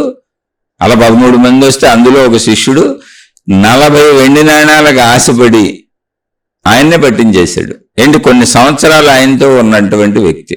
మార్పు అంత కష్టం. మళ్ళీ డబ్బు కనపడగానే లోభత్వం వచ్చేసింది. ఎక్కడో ఒక చోట మనసు బురుడీలు కొట్టేస్తుంది. సాక్షాత్తు ఇప్పుడు ప్రపంచం యేసుక్రీస్తుల వారిని దేవుడిని పూజిస్తుంది. అటువంటి ఆయనతో, ఆయన సజీవంగా ఉన్నప్పుడు ఉన్న వ్యక్తి ఆయన సొంత శిష్యుడే పట్టించేశాడు. అది కూడా సంవత్సరాలు ఆయన బోధలు విని ఆయన్ని ఇన్స్పైర్ అయ్యి మిగిలిన మొత్తం బంధుమిత్రుడిని, కుటుంబాలని వదిలేసి ఆయనతో వచ్చిన వ్యక్తి ఆయన్ని పట్టించేశాడు. అంటే నువ్వు నిర్ణయించుకోకపోతే, నువ్వు నీకు చెప్పుకోకపోతే, నేను మారాలని నువ్వు అనుకోకపోతే, పైన ఎవరో చెప్పినవి ఏంటంటే పక్కనే ఉండొచ్చు, నువ్వు వింటూ ఉండొచ్చు, ఆకర్షింపబడుతూ ఉండొచ్చు, అది నిజం అనుకోని అలా తిరుగుతూ ఉండొచ్చు. కానీ నీ స్వస్వభావం, నీ స్వస్వరూపం, నీ స్వగుణం ఏదో రోజులు బయటకు వచ్చేస్తుంది. కానీ నీకు నువ్వు చెప్పుకొని నీ లోపలికి వెళ్ళి నీ గుణాన్ని మార్చుకుంటే మొత్తం అంతరంగంలో మార్పు జరిగిపోద్ది. అందుకని తనకు తాను చెప్పుకున్నప్పుడు క్రీస్తు ప్రభువు పక్కన ఉన్నటువంటి శిష్యుడు కూడా ఆయన్నే పట్టించేశాడు. బోధలు వింటున్నాడు రోజు. క్రీస్తు ప్రభు చేసిందే ఉంది, ఆయన జరుగుతున్నాడు, బోధలు చెప్పటమేగా. అలాగే షిరిడి సాయిబాబా వారు పక్కన సాఠి అనే ఒక అతను ఉండేవాడు, బాగా డబ్బున్న వ్యక్తి. ఆయన అక్కడ ఒక పెద్ద బిల్డింగ్ కూడా నిర్మించాడు బాబావారిని అడిగి, బాబావారిని దర్శించడానికి వచ్చినటువంటి భక్తులు నివాసం ఉండటానికి. అయితే అది మహారాష్ట్ర కాబట్టి ఇక్కడ మనం బిల్డింగ్ అంటాం, వసతి గృహం అంటాం, లేకపోతే సత్రాలు అంటాం. అక్కడ వాడ అని పిలుస్తారు, సాఠే వాడ అంటారు. వాడ అంటే ఉండటానికి వసతి గృహం, భక్తులు వస్తే ఉండటానికి ఫ్రీగా వసతి గృహం ఒకటి నిర్మించాడు బాబావారు ఉన్నప్పుడే. బాగా ధనికుడు బాబావారు, భక్తుడు. రోజు బాబావారి దగ్గర కూర్చునేవాడు వచ్చి. బాబావారి దగ్గర ఉన్న వాళ్ళల్లో యవనంలో ఉన్నటువంటి ఒక వితంతు స్త్రీ ఉంది, రాధాకృష్ణమాయి అని. చాలా అందగత్తే, యవనంలో ఉంటుంది, 25-30 ఏళ్ళు. ఆవిడ ఒక చిన్న పూరు గుడిసెలో ఉంటుంది ఆ బాబావారి ఎదురుగా ఉన్నటువంటి. అది చిన్న పల్లెటూరు, ఒక 100-200 ఇళ్ళు ఉంటాయి అప్పట్లో బాబావారు ఉన్న కాలంలో. షిరిడి అని ఒక చిన్న కుగ్రామం అది. ఒక చిన్న గుడిసె లాంటి దాంట్లో ఆమె ఉంటుంది, చిన్న పూరిపాకలో ఈ రాధాకృష్ణమాయి. రాత్రి అక్కడ పడుకునేది, పగలంతా ఇక్కడ బాబావారి దగ్గరికి వచ్చిన భక్తులకి సేవలు చేస్తూ ఆయన ఉండే ప్రదేశాలు ఊడుస్తూ శుభ్రపరుస్తూ ఉండేది. ఆవిడికి చిన్నతనంలోనే వివాహం చేశారు, భర్త చిన్నతనంలోనే చనిపోయాడు వెంటనే. అప్పుడు వాళ్ళ బంధువు అయినటువంటి ఒక ఆయన నానా చందోర్కర్ అనే ఆయన ఆవిడికి తెలుసు. ఆయన అప్పటికే బాబా భక్తుడు, డిప్యూటీ కలెక్టర్ ఆయన. ఆ రోజుల్లో బాబావారి భక్తుడుగా ఆయన దగ్గరికి వచ్చేవాడు. ఆయన, అమ్మాయి నువ్వు ఇంకెందుకు, భర్త చనిపోతే తిరిగి వివాహం చేసుకోవడం ఆ రోజుల్లో లేదు. అంటే ఇది ఒక 100-125 సంవత్సరాల వెనక విషయం, ఒక 100-125 సంవత్సరాల వెనక విషయం. అప్పుడు తిరిగి మళ్ళీ వితంతు వివాహాలు చేసుకోవడం అనేది పెద్ద నేరంగా, ఘోరంగా మన సమాజం లెక్కలకు తీసుకుంది ఆ రోజుల్లో. ఇప్పుడు అవి లేవు, పోయినాయి అనుకోండి, విషయం చెప్పుకుంటాం. అప్పుడు ఆయన ఏం చెప్పాడంటే, అమ్మ నువ్వు నీ శేష జీవితాన్ని బాబావారి దగ్గరికి వెళ్ళి గడుపుకో, అక్కడ చాలా బాగుంటుంది, ఆయన చాలా సద్గురువు, సన్మార్గం చూపిస్తారు, వెళ్ళమన్నాడు. ఆవిడ ఇక్కడికి వచ్చి ఉండిపోయింది, ఆవిడకి కూడా నచ్చింది. ఆవిడని అక్కడ వాళ్ళు రాధాకృష్ణమాయ అని పిలిచేవాళ్ళు. కాబట్టి ఆవిడ భర్త చిన్నతనంలోనే ఏదో 13-12 ఏళ్ళకి చిన్నప్పుడు వివాహాలు చేయటం, అప్పుడే భర్త చనిపోవటం, అలా ఆమె ఆ వయసులోనే కొద్ది తేడాలు వచ్చేయటం, అక్కడ ఉండడం 25-30 ఏళ్ల నిండు యవ్వనంలో ఉంది, మంచి అందగెత్తి వితంతువు. అయితే బాబా దగ్గరికి వచ్చిన భక్తులందరూ ఆవిడని చూసేవాళ్ళు, కలిసేవాళ్ళు. బాబా కూడా కొంతమందిని ప్రత్యేకంగా ఆవిడ దగ్గరికి పంపేవాళ్ళు, ఆవిడతో మాట్లాడండి అని. అంటే వాళ్ళ మానసిక స్థితి గతులను, అవి ఎలా చెలరేగుతున్నాయో బాబా వాళ్ళకే చూపించేవాళ్ళు. ఒక స్త్రీని చూసినప్పుడు ఎలా ఉందో, ధనాన్ని చూసినప్పుడు ఎలా ఉందని ఏ భక్తుడికి ఆ భక్తుడికి అతడికే అర్థమయ్యేలా చేసేవాళ్ళు. సరే, అదేదో విషయం మనం డెప్త్గా దాంట్లోకి ఇప్పుడు వెళ్ళి మనం చెప్పుకోవడానికి, విషయం మనకు అర్థం అవడానికి వెళ్తా కదా. ఇలా రాధాకృష్ణమై ఉంటున్న రోజుల్లో సాఠే అనేటువంటి ధనవంతుడు అక్కడ చాలా కాలం నెలలు ఉండిపోయాడు. పైగా అక్కడ ఒక వసతి గృహం కట్టాడు, అందులో తనకు కూడా ఒక రూమ్ కట్టుకున్నాడు. ఇంకా అక్కడే ఉండేవాడు, బాబావారితో గడిపేవాడు. మళ్ళీ పని ఉన్నప్పుడు వెళ్ళిపోతూ ఉండేవాడు. అతను ఎక్కడో బాంబేలోనే ఎక్కడ ఉండేవాడు, బాంబే షిరిడీకి చాలా దగ్గర. అలా ఉంటున్న సాఠేకి ఆడవాళ్ళ పిచ్చి ఉంది, అంటే పరస్త్రీల వ్యామోహం ఉంది. కానీ ఇక్కడ భక్తుడు, బాబావారు జీవించి ఉన్నారు, భక్తుడుగా ఇక్కడ కూర్చుంటాడు. అటు వెళ్ళి రాధాకృష్ణమాయని ఇబ్బంది పెడుతూ ఉండేవాడు. అంటే రాధాకృష్ణమాయ మంచి అవనంలో ఉంది, ఆవిడ ఎలాగోలా తప్పించుకుపోతా ఉండేది. అక్కడే నానావళి అనేటువంటి ఇంకొక భక్తుడు ఉండేవాడు. ఆయన అందరూ ఒక అవధూత అనేవాడు, అంటే పిచ్చోడు అనుకునేవాళ్ళు. బాబా చెప్పేవాడు అతను అవధూత, పిచ్చోడేం కాదని. అతను ఒకరోజు ఈ సాటే రాధాకృష్ణమాయని ఏడిపిస్తూ చాలా కాలం గడిచింది, ఆవిడ తప్పించుకుంటూ. ఈ నానావాళ్ళు ఒకరోజు గొడ్డలు తీసుకొని ఈ సాఠేని చంపేస్తానని సాఠే వెనకబడి చంపడానికి గొడ్డలు తీసుకొని పరిగెత్తాడు. సాటే బాబా దగ్గర బాగా క్లోజ్, ఎందుకంటే పెద్ద బిల్డింగ్ కట్టాడు, అక్కడ కూర్చుంటాడు, బాబావారి దగ్గర ఫ్రంట్లోనే కూర్చుంటాడు. వచ్చిన భక్తులందరికీ వసతి గృహం కట్టాడు, ఎంతోమంది ఆయన గౌరవిస్తారు. ఈయన రాధాకృష్ణమాయని ఏడిపిస్తున్నాడు అనే విషయం ఆయనకి తెలుసు, రాధాకృష్ణమాయకి తెలుసు. తెలిస్తే బాబాకి తెలిసి ఉండాలి తప్ప మిగిలిన భక్తులకు తెలియదు. నటిస్తాంగా మనం, మన కోరికలు లోపల ఉన్నటువంటి దుష్ట కోరికలు బయటకు చూపించంగా మనం, లోపల కదా ఉండేది. నానావళి అనే అతను గ్రహించాడు, ఒక గొడ్డలు తీసుకొని నరికేస్తానే అతనని అమ్మటపడ్డాడు. అతను పారిపోతున్నాడు, షిరిడి అంతా పరుగులు పెట్టారు. ఈ లోపల భక్తులు చూసి బాబాకి చెప్పారు. బాబా వచ్చి ఆపితే ఆగుతాడు అతను. మిగిలిన వాళ్ళకి నానావళి దగ్గరికి వెళ్ళాలంటే భయం, ఎందుకంటే అతను పిచ్చోడు అంటున్నారు అందరూ. అందరినీ తిడతా ఉంటాడు, కరుస్తూ ఉంటాడు, అరుస్తూ ఉంటాడు. కానీ బాబా చెప్పాడు అతను ఒక అవధూత, అతను వదిలేయండి, అతని జోలికి వెళ్ళకండి. ఇప్పుడు భక్తులు వచ్చి నానావళి అతను సాటేని చంపబోతున్నాడు, గొడవలు తీసి కమ్మటపడ్డాడు, ఎవరు ఆపలేకపోతున్నారు ఊళ్ళో, మీరు వచ్చితే కానీ అతను ఆకడ, కొంచెం మీరు వచ్చి చెప్పండి అని. బాబా చిరునవ్వు చిందిస్తూ అక్కడే కూర్చున్నాడు, కదలలేదు. ఆయన ఎదురుగా ధుని వెలిగించింది, ఆ ధునిలో పొలలేసుకుంటూ కూర్చున్నాడు ఆయన. ఎందుకని? ఈ సాటే అనే అతను రాధాకృష్ణమాయని ఏడిపిస్తున్నాడు అనే విషయం బాబాకు కూడా తెలుసు. కానీ మనలో దుర్బుద్ధిని ఎవరైనా, ఒక గురువైనా భగవంతుడైనా హెచ్చరించి చెబుతాడు, కానీ నువ్వు మార్చుకోకపోతే అసలు బాబా దగ్గర కూర్చొని ఆ పని చేస్తున్నాడు అతను. ఎందుకు వచ్చిన ఎవరు? బాబా భక్తురాలే. మళ్ళీ ఆవిడ కూడా బాబా భక్తురాలే. ఇళ్ళన్నీ వదిలిపెట్టి బాబా దగ్గరికి వచ్చి శేష జీవితాన్ని గడుపుదాం అనుకుంటున్న భక్తురాలు. ఆ భక్తురాలని ఏడిపిస్తున్నాడు అతను. ఆవిడకే అండదండ కూడా లేదు అక్కడ, బాబానే అండదండ ఆమెకి. ఇటువంటి వాళ్ళందరూ ఏడిపిస్తున్నారని బాబా వారు ఆవిడకి ఎంతటి సౌకర్యం కల్పించారంటే, అమ్మ నువ్వు ఇక్కడికి రావద్దు, నా దగ్గరికి రావద్దు, ఎందుకంటే రోజు ఇక్కడ మగవాళ్ళు చాలా మంది వస్తారు, అందరూ కూర్చుంటున్నారు, నువ్వు నీ ఇంట్లోనే ఉండు. ఆమె ఏమి సాధనలు చేసుకోవాలో ఆ సాధనలన్నీ ఆవిడికి చెప్పారు. అవసరమైనప్పుడు నేనే నీకు వస్తాను, నీ దగ్గరికి వస్తాను, మీ ఇంటికి వస్తాను నీకు అని బాబా దగ్గర నుంచి ఆవిడకి అవసరమైనటువంటి మొత్తం అన్నీ వెళ్ళి అన్నము, భిక్ష, బతకడానికి అవసరమైన అన్ని ఇచ్చి పంపేవారు. కొంతకాలం తర్వాత ఆవిడ రావద్దన్నారు. ఆవిడకి కావలసిన సర్వము బాబానే చూసేవారు చివరి వరకు. అంటే ఏముంది, తిండి బట్ట ఇవన్నీ పంపడం, ఏదన్నా ఆమెకు అనారోగ్యం వచ్చిందంటే చూడటం, మందులు ఇవ్వటం. ఇక అందరికీ అర్థమైంది ఇప్పుడు బాబా ఆమెకి రక్షకుడు, ఆమె జోలికి వెళ్ళకూడదని. అలాంటి అభయాన్ని ఇచ్చి ఆమెకి సాధనలు అన్నీ ఆయనే చేయించారు. అవి ఏంటో మనకు తెలియదు అనుకోండి, వాటికి సంబంధించి పుస్తకాలు వేరే ఉన్నాయి, ఇక్కడ విషయం కాదు అది.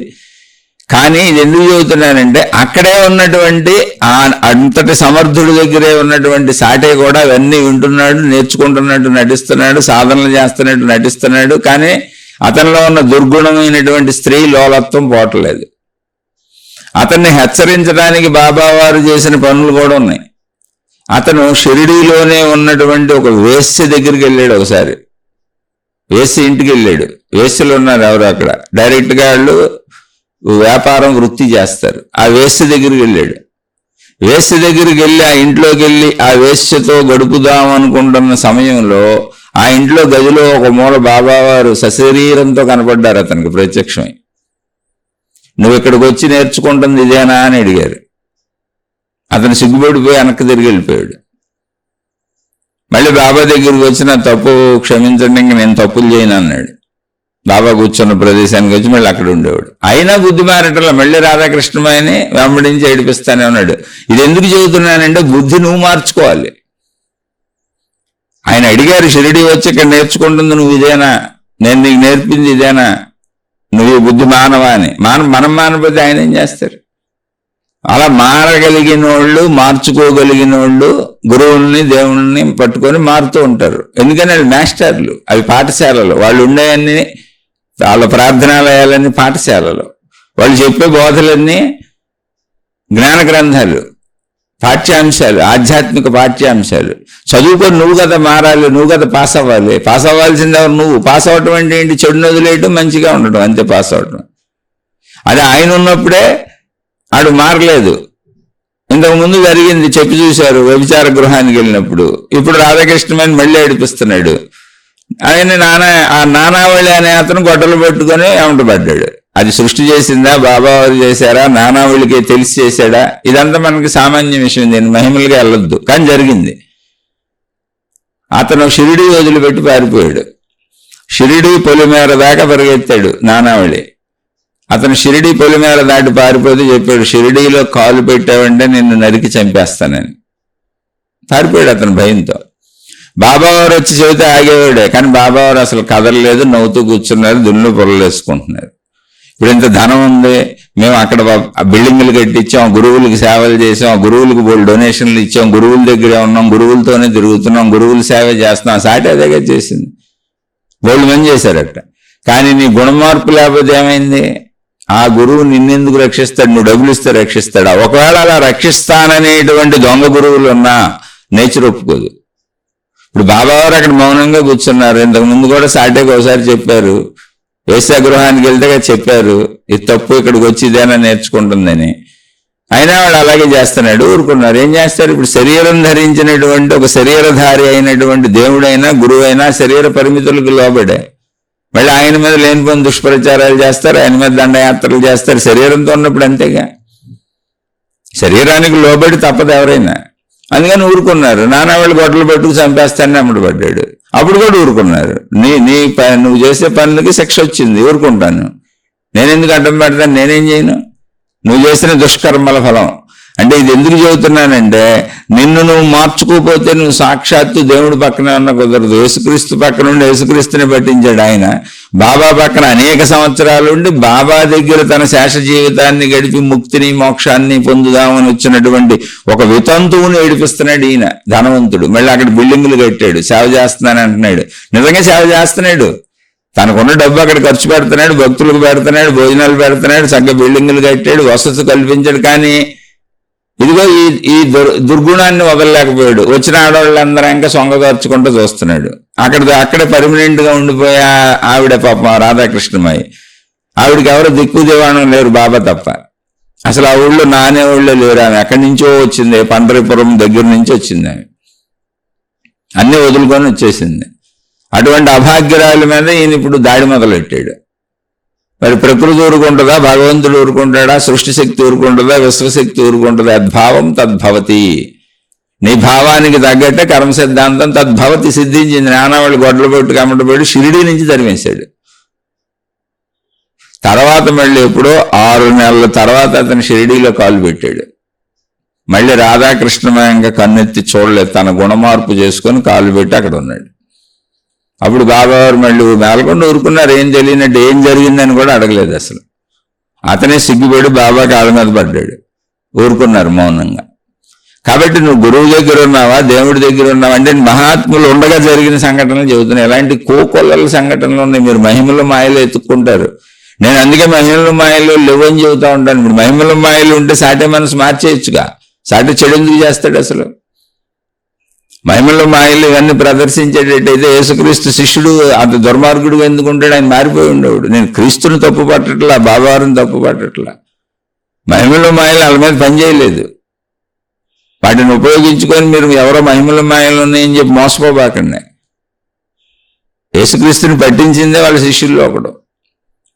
బాబావారి దగ్గర ఉండి ఇన్ని దారుణాలు ఎంతోమంది చేశారు. నేను మీకు ఒకటే చెప్పాను. సిద్ధారూఢ స్వామి అని ఒక మహానుభావుడు అన్నాడు. చాలా గొప్ప ఆయన.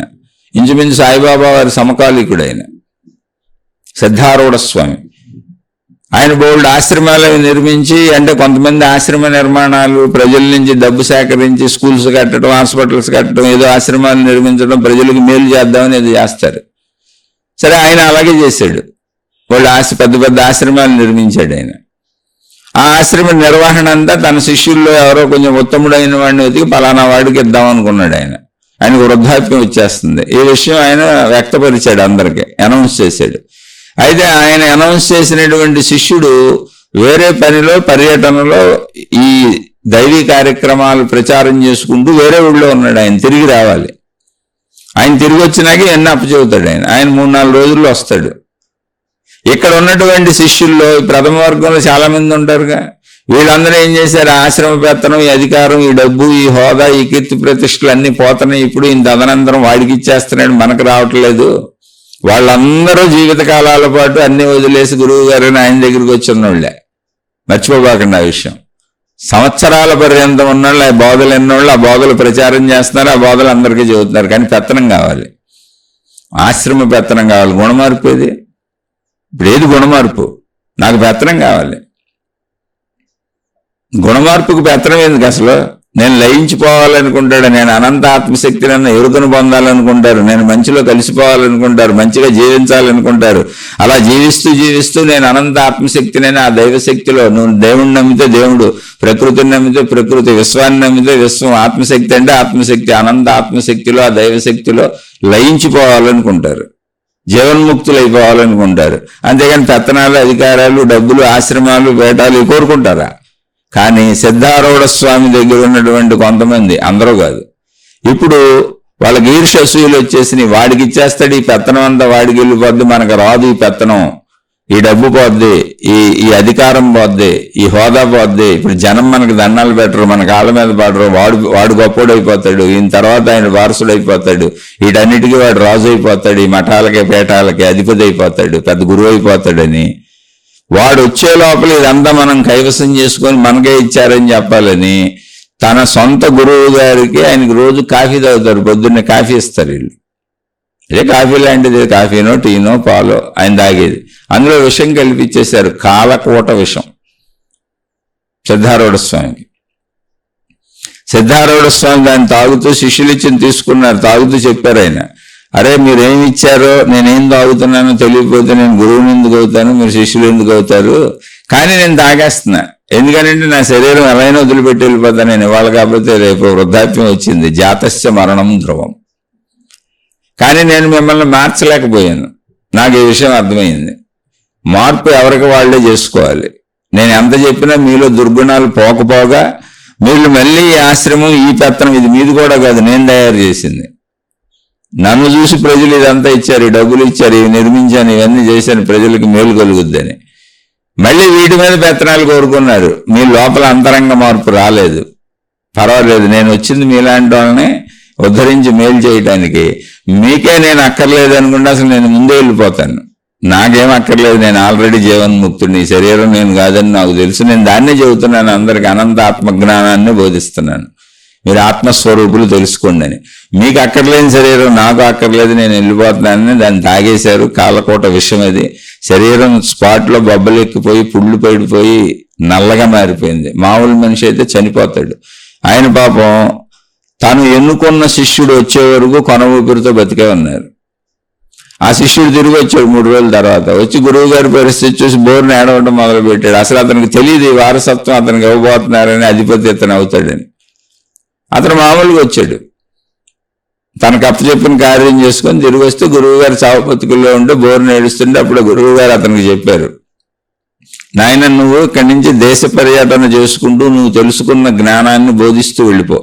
ఎక్కడ ఆగబాక, ఎక్కడ ఉండబాక, ఎక్కడ శిష్య సమూహాలు తయారు చేసుకోబాక, ఎక్కడ ఆశ్రమాలు మఠాలు పీఠాలు లాంటివి కట్టబాక, ఎక్కడ డబ్బులు సమకూర్చబాక, అధికారాలు పెత్తనాలు హోదాలు వచ్చేలా వ్యవస్థలు ఏర్పాటు చేయబాక. నువ్వు ఒక్కడే అలా చెప్పుకుంటూ వెళ్ళిపో. ఇంత భిక్షాటనగా ఏమన్నా తీసుకో, దేన్ని నిర్మించబాక, దేన్ని తయారు చేయబాక. ఇది నా జీవిత అనుభవం. నేను తయారు చేసినటువంటి దీని వల్లనే నేను చనిపోతున్నాను. ఇళ్ళు చంపేశారు నన్ను. అయితే అది నాకు బాధగా ఏం లేదు. ఎక్కడైనా ధనము అధికారము హోదాలు పెత్తనాలు దేవుడి దగ్గరైనా బయటైనా ఇలాగే ఉంటాయి. కాబట్టి నా అనుభవాన్ని చెబుతున్నాను. నువ్వేం తయారు చేయకుండా ఏమీ పోగు చేయకుండా అలా చక్కగా సన్యాసిగా వెళ్ళిపోయింది. సన్యాసి అంటే ఎవరు అంటే, సన్యాసి అంటే స్త్రీ సంబంధం లేని వాళ్ళు, పురుష సంబంధం లేని వాళ్ళని కాదు. అధికారాలు హోదాలు పెత్తనాలు డబ్బులు గౌరవాలు ప్రాపంచిక విషయాలు కోరుకునే వాళ్ళు. పూర్వం ఋషులు మునులు యోగులు తపస్సంపన్నులు అందరూ సన్యాసులే కుటుంబ వ్యవస్థలో ఉన్నారు. స్త్రీ పురుష కలయికలు ఉన్నాయి, పిల్లలు కన్నారు. వాళ్ళు పిల్లలు కని వాళ్ళు కనుగొన్నటువంటి ఆత్మజ్ఞాన రహస్యాలని ఆత్మజ్ఞాన విద్యని ఆధ్యాత్మిక చదువుని తమ పిల్లలకు నేర్పి తమ తర్వాత తరాలకు నేర్పకపోతే మందాకల్లా వచ్చేది అది. కానీ వాళ్ళు సన్యాసులే. సన్యాసులు అంటే ఏంటి? సర్వము వదిలిన వాళ్ళు. ఏంటది? సర్వభోగములను వదిలిన వాళ్ళు. శరీరం బ్రతకడానికి అవసరమైన ఏర్పాట్లు చేసుకున్నారు అంతే. అలానే మానవ జాతి ముందుకెళ్ళడానికి సృష్టి పెట్టిన ఏర్పాటు స్త్రీ పురుషుల కలయిక. దాన్ని సృష్టి యజ్ఞము అని పేరు పెట్టారు వాళ్ళు. యజ్ఞం అంటే ఏంటి? భగవత్ సంబంధిత కార్యం. యజ్ఞం అంటే ఒక పవిత్ర కార్యం. అది లాలస కాదు, కోరిక కాదు, వ్యసనం కాదు, వ్యభిచారం కాదు. అది మనకే, లాలసతో జీవించిన వాళ్ళకే. వాళ్ళు అలా చేయలేదు. సృష్టి కార్యం ముందుకు జరగాలి, సృష్టి ఆగకూడదు. అది సృష్టి పెట్టిన ఏర్పాటు. ఆ ఆకర్షణ సృష్టి పెట్టింది, ఆగకూడదనే నిర్ణయం ఇక్కడ సృష్టిలో. కాబట్టి సృష్టి యజ్ఞం చేస్తున్నానని అది ఒక పవిత్ర కార్యంగా చేశారు. అందుకని దానికి టైములు మీరు ఇప్పుడు కూడా గమనిస్తే పెళ్ళైనాక గర్భాధాన ముహూర్తము అని పెడతారు. గర్భాధాన ముహూర్తం అంటే గర్భాధానానికి ఏదో ముహూర్తం ఉందని కాదు. నిన్ను నువ్వు ఆపుకొని నిన్ను నువ్వు ఆ సమయం వరకు నిగ్రహించుకొని ఈ సమయంలో మీరు కలవాలి అని అనుకున్నప్పుడే కలవడం అనేది కోరికను ఆపుకోవడం కాదు, కోరికను నిగ్రహించడం కాదు. అందులో అంత అంతరార్థాన్ని పెట్టారు. ముహూర్తాల్లో అంతరార్థం అది నిగ్రహ శక్తి. నిన్ను నువ్వు ఆపుకోవటం. అలా గర్భాధాన ముహూర్తాలు ఉంటాయి. దేన్ని తక్కువ చేయకూడదు, అందులో ఉన్న విషయాన్ని అర్థం చేసుకోవాలి. ఇలా సిద్ధారూఢ స్వామి తన శిష్యుడిగా చెప్పారు. ఆయన చంపేసింది ఆయన సొంత శిష్యులే. ఇలా ఎన్నో చోట్ల ఈ మధ్య కాలంలో రీసెంట్గా నాకు తెలుసు, అంటే ఒక 10 సంవత్సరాలు అవుతుంది, హైదరాబాద్లో ఒక పెద్ద స్వామీజీ, పేరు చెప్పడం ఎందుకు చెప్పట్లేదు నేను, ఎంతో మంది భక్తులు ఆయనకు పెద్ద పెద్ద ఊరేగింపులు కూడా చేసేవాళ్ళు. ఆయన దాని దగ్గర ఓ భక్తుడిని ముఖ్య అనుచరుడుగా పెట్టుకున్నాడు. ఆయన తెలిసిన వాళ్ళందరి దగ్గర ఆ స్వామి పేరు చెప్పి, అంటే చాలా సంవత్సరాలు ఉన్నాడు అక్కడ. ఆ బోధలు అవన్నీ చెప్పేవాళ్ళు, పుస్తకాలు ప్రింట్ చేసేవాళ్ళు అన్నీ. ఆయన కూడా అద్భుతమైనటువంటి సాధకుడిలా ఉండేవాడు అక్కడ. మొత్తం ఆ తెలిసిన వాళ్ళందరి దగ్గర కొన్ని లక్షలు పోగు చేసుకొని ఇతర దేశాలు వెళ్ళిపోయాడు ఆ స్వామిని వదిలేసి. ఇప్పుడు ఆ స్వామి లేడు అసలు. ఆయన్ని కూడా బురుడీగా అయిపోయి ఏదో రకరకాలు జరిగి ఆయన వెళ్ళిపోయాడు.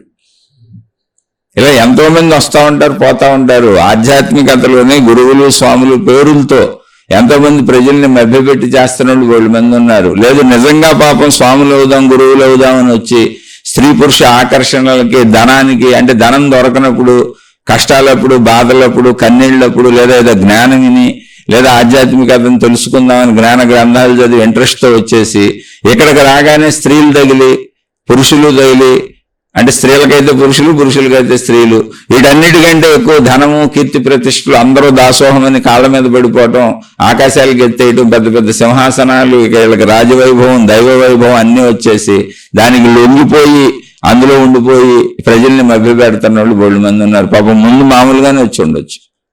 అలా ఎవరినాళ్ళు మోసం చేసుకుంటూ, ఎవరినాళ్ళు ఇబ్బంది పెట్టుకుంటూ, ఎవరినాళ్ళు కష్టపెట్టుకుంటూ వెళ్తున్న వాళ్ళు బోళ్ళు మంది ఉన్నారు. వీళ్ళు మళ్ళీ అందరినీ ఆ మభ్యతలో వీళ్ళు ఆ డబ్బుకు లొంగిపోయారు, ఆ స్త్రీలకు లొంగిపోయారు, లేదా పురుషులకు లొంగిపోయారు, ఆ కీర్తికి లొంగిపోయారు, ఆ ప్రతిష్టకి లొంగిపోయారు. ఆ భౌతిక ప్రపంచంలో దొరకవు, ఆ ఆధ్యాత్మిక ప్రపంచంలోనే వీళ్ళని దేవుళ్ళుగా చూస్తారు. వీళ్ళ మాట అంతా సాగిపోద్ది. వీళ్ళు ఏది చెప్పినా, తప్పు చెప్పినా, రైట్ చెప్పినా, నువ్వు ఎలా చెప్పావంటే అని ప్రశ్నించరు. నువ్వెంతకు ముందు చెప్పినాయన్ని అబద్ధాలు అయినాయి కదా, ఇప్పుడు మళ్ళీ అవి నిజాలు అవటం లేదు కదా, నువ్వు అబద్ధాలు చెబుతున్నావు కదా అని ప్రశ్నించరు. అందులో ఏదో అంతరార్థం ఉందని మళ్ళీ నమ్ముకొని వెళ్ళిపోతా ఉంటారు సంవత్సరాలు. ఆ సమూహాలు అలాగే ఉంటాయి. అటువంటి సమూహాలను పోగేసుకొని ప్రశ్నించే వాళ్ళు ఎవరైనా ఒకళ్ళు ఉంటే, ఏమంటే ఇంతకుముందు చెప్పింది అబద్ధాలు అయినాయి కదా, మీరు తప్పులు చెప్పారు కదా, మీరు నిజం అవ్వలేదు కదా అంటే ఆమె సైడ్ చేసేస్తారు. అలా వాళ్ళు కీర్తి ప్రతిష్టలు, డబ్బు, ఆడంబరాలు, వైభవాలు అనే వాటిలో వాళ్లే ఇరుక్కుపోయి వెళ్ళిపోతూ ఉంటారు. అందరూ కాదు, కొద్ది మంది, అతి కొద్ది మంది. అలా మనం ఎక్కడ ఇరుక్కుపోకుండా, మనం ఎక్కడ మనం తప్పుల్లోకి చొప్పించకుండా. ఏంటి మీకు రెండే చెప్పాను, సిద్ధారూఢ స్వామిది, సాయిబాబా వారిది, యేసుక్రీస్తు వారిది. మహమ్మద్ ప్రవక్త ఆయన ఎన్నో ఇబ్బందులు పెట్టారు, గురునానక్ ఆయన ఎన్నో ఇబ్బందులు పడ్డారు, ప్రతి మహాత్ముడు చుట్టూ ఉన్న మనుషులతో ఎన్నో ఇబ్బందులు పడ్డారు. కానీ వాళ్ళు మహాత్ములు ఎందుకు అయ్యారు, వాళ్ళని ఎందుకు ఆరాధిస్తున్నాం, వాళ్ళ పేరు మీద మతాలు ఎందుకు ఏర్పడినాయి అంటే వాళ్ళు ఎవరిని ఇబ్బంది పెట్టలేదు. అది ఎందుకు వాళ్ళ మాటలు ఏంటన్నాం, వాళ్ళ గ్రంథాలు ఎందుకు చదువుతున్నారు, వాళ్ళు చెప్పిన మాటలు ఎందుకు ఆచరిస్తున్నారంటే వాళ్ళు అందరి వలన ఇబ్బంది పడ్డారు. బుద్ధుడిని ఎంతో మంది ఇబ్బంది పెట్టారు. బుద్ధుడిని ఆయన సొంత శిష్యుడు, బుద్ధుడికి కొన్ని వేల లక్షల మంది శిష్యులు ఉండేవాళ్ళు బుద్ధుడి దగ్గర. వాళ్ళ శిష్యుల్లో ఒకడు, అంటే వాళ్ళ బంధువు దేవదత్తుడు అనేవాడు, వాళ్ళ బంధువు వచ్చి శిష్యుడిగా మీతో చేరి ఉంటానని వచ్చాడు. వాడు కొంచెం చిన్న కుర్రవాడు, యవనంలో ఉన్నాడు. బుద్ధుడికి వృద్ధాప్యం వచ్చింది. వాడు కొంతకాలం అయిపోయిన తర్వాత బుద్ధుడికి నీకు వృద్ధాప్యం వచ్చింది, నువ్వు ఇంక ఈ ఆశ్రమం, ఈ పీఠం ఇవన్నీ వదిలేసి, అంటే బుద్ధుడి శిష్యులు రాజులు, మహారాజులు, ఎన్నో, మామూలు విషయం కాదు, ఎన్నో ఆశ్రమాలు ఉన్నాయి ఆయనకి, ఆరామాలు అని పిలుస్తారు. అసలు ఆయన శిష్యులు అయితే ప్రపంచవ్యాప్తంగా లక్షల కోట్లు. అప్పుడున్న పెద్ద పెద్ద మహారాజులే ఆయన శిష్యులు. అందుకని ఇంక ఇదంతా నాకు అప్పచెప్పి బుద్ధుడి తర్వాత నేనేను అని ప్రకటించేసి అని బుద్ధుడిని రోజు బలవంత పెట్టేవాడు. కొంచెం బంధువు కూడా, దేవదత్తుడు అతని పేరు. అంటే బుద్ధుడు అన్నాడు, అసలు నేనే ఎవరికి గురువుని కాదు, నేను తెలిసిన విషయాలను చెబుతున్నానంటే ఎవరికి వాళ్లే గురువు. అప్పో దీపో భవ, నీ దీపాన్ని నువ్వే వెలిగించుకో. అది బుద్ధుడి సూక్తి. నేను పొందిన జ్ఞానానుభవాన్ని నేను ఎలా పొందానో, ఆ నిర్వాణాన్ని అంటే మోక్షాన్ని ఎలా పొందానో చెబుతున్నాను తప్ప నేనే ఎవరికి గురువుని కాదు, నేను ఎవరికి దేవుణ్ణి కాదు, నేను మామూలు వాడినే. అప్పో దీపో భవ పాళీ భాషలోది, నీ దీపాన్ని నువ్వే వెలిగించుకో, నీ జ్యోతిని నువ్వే వెలిగించుకో, ఇది నాది. కాబట్టి పరంపరలో నా తర్వాత ఇంకొకడు, వాళ్ళ తర్వాత ఇంకొకడు, పీఠాలు, మఠాలు, ఆశ్రమాలు, ఆరామాలు, ఈ స్థాపనలు ఏమి లేవు. ఉన్న విషయాలకి చెప్పాను, ఉండాలి కాబట్టి ఏదో కట్టుకొని ఉంటున్నాం అంతే. నా తర్వాత అనేది ఏం ఉండదు ఇక్కడ అని చెప్పాడు ఆయన.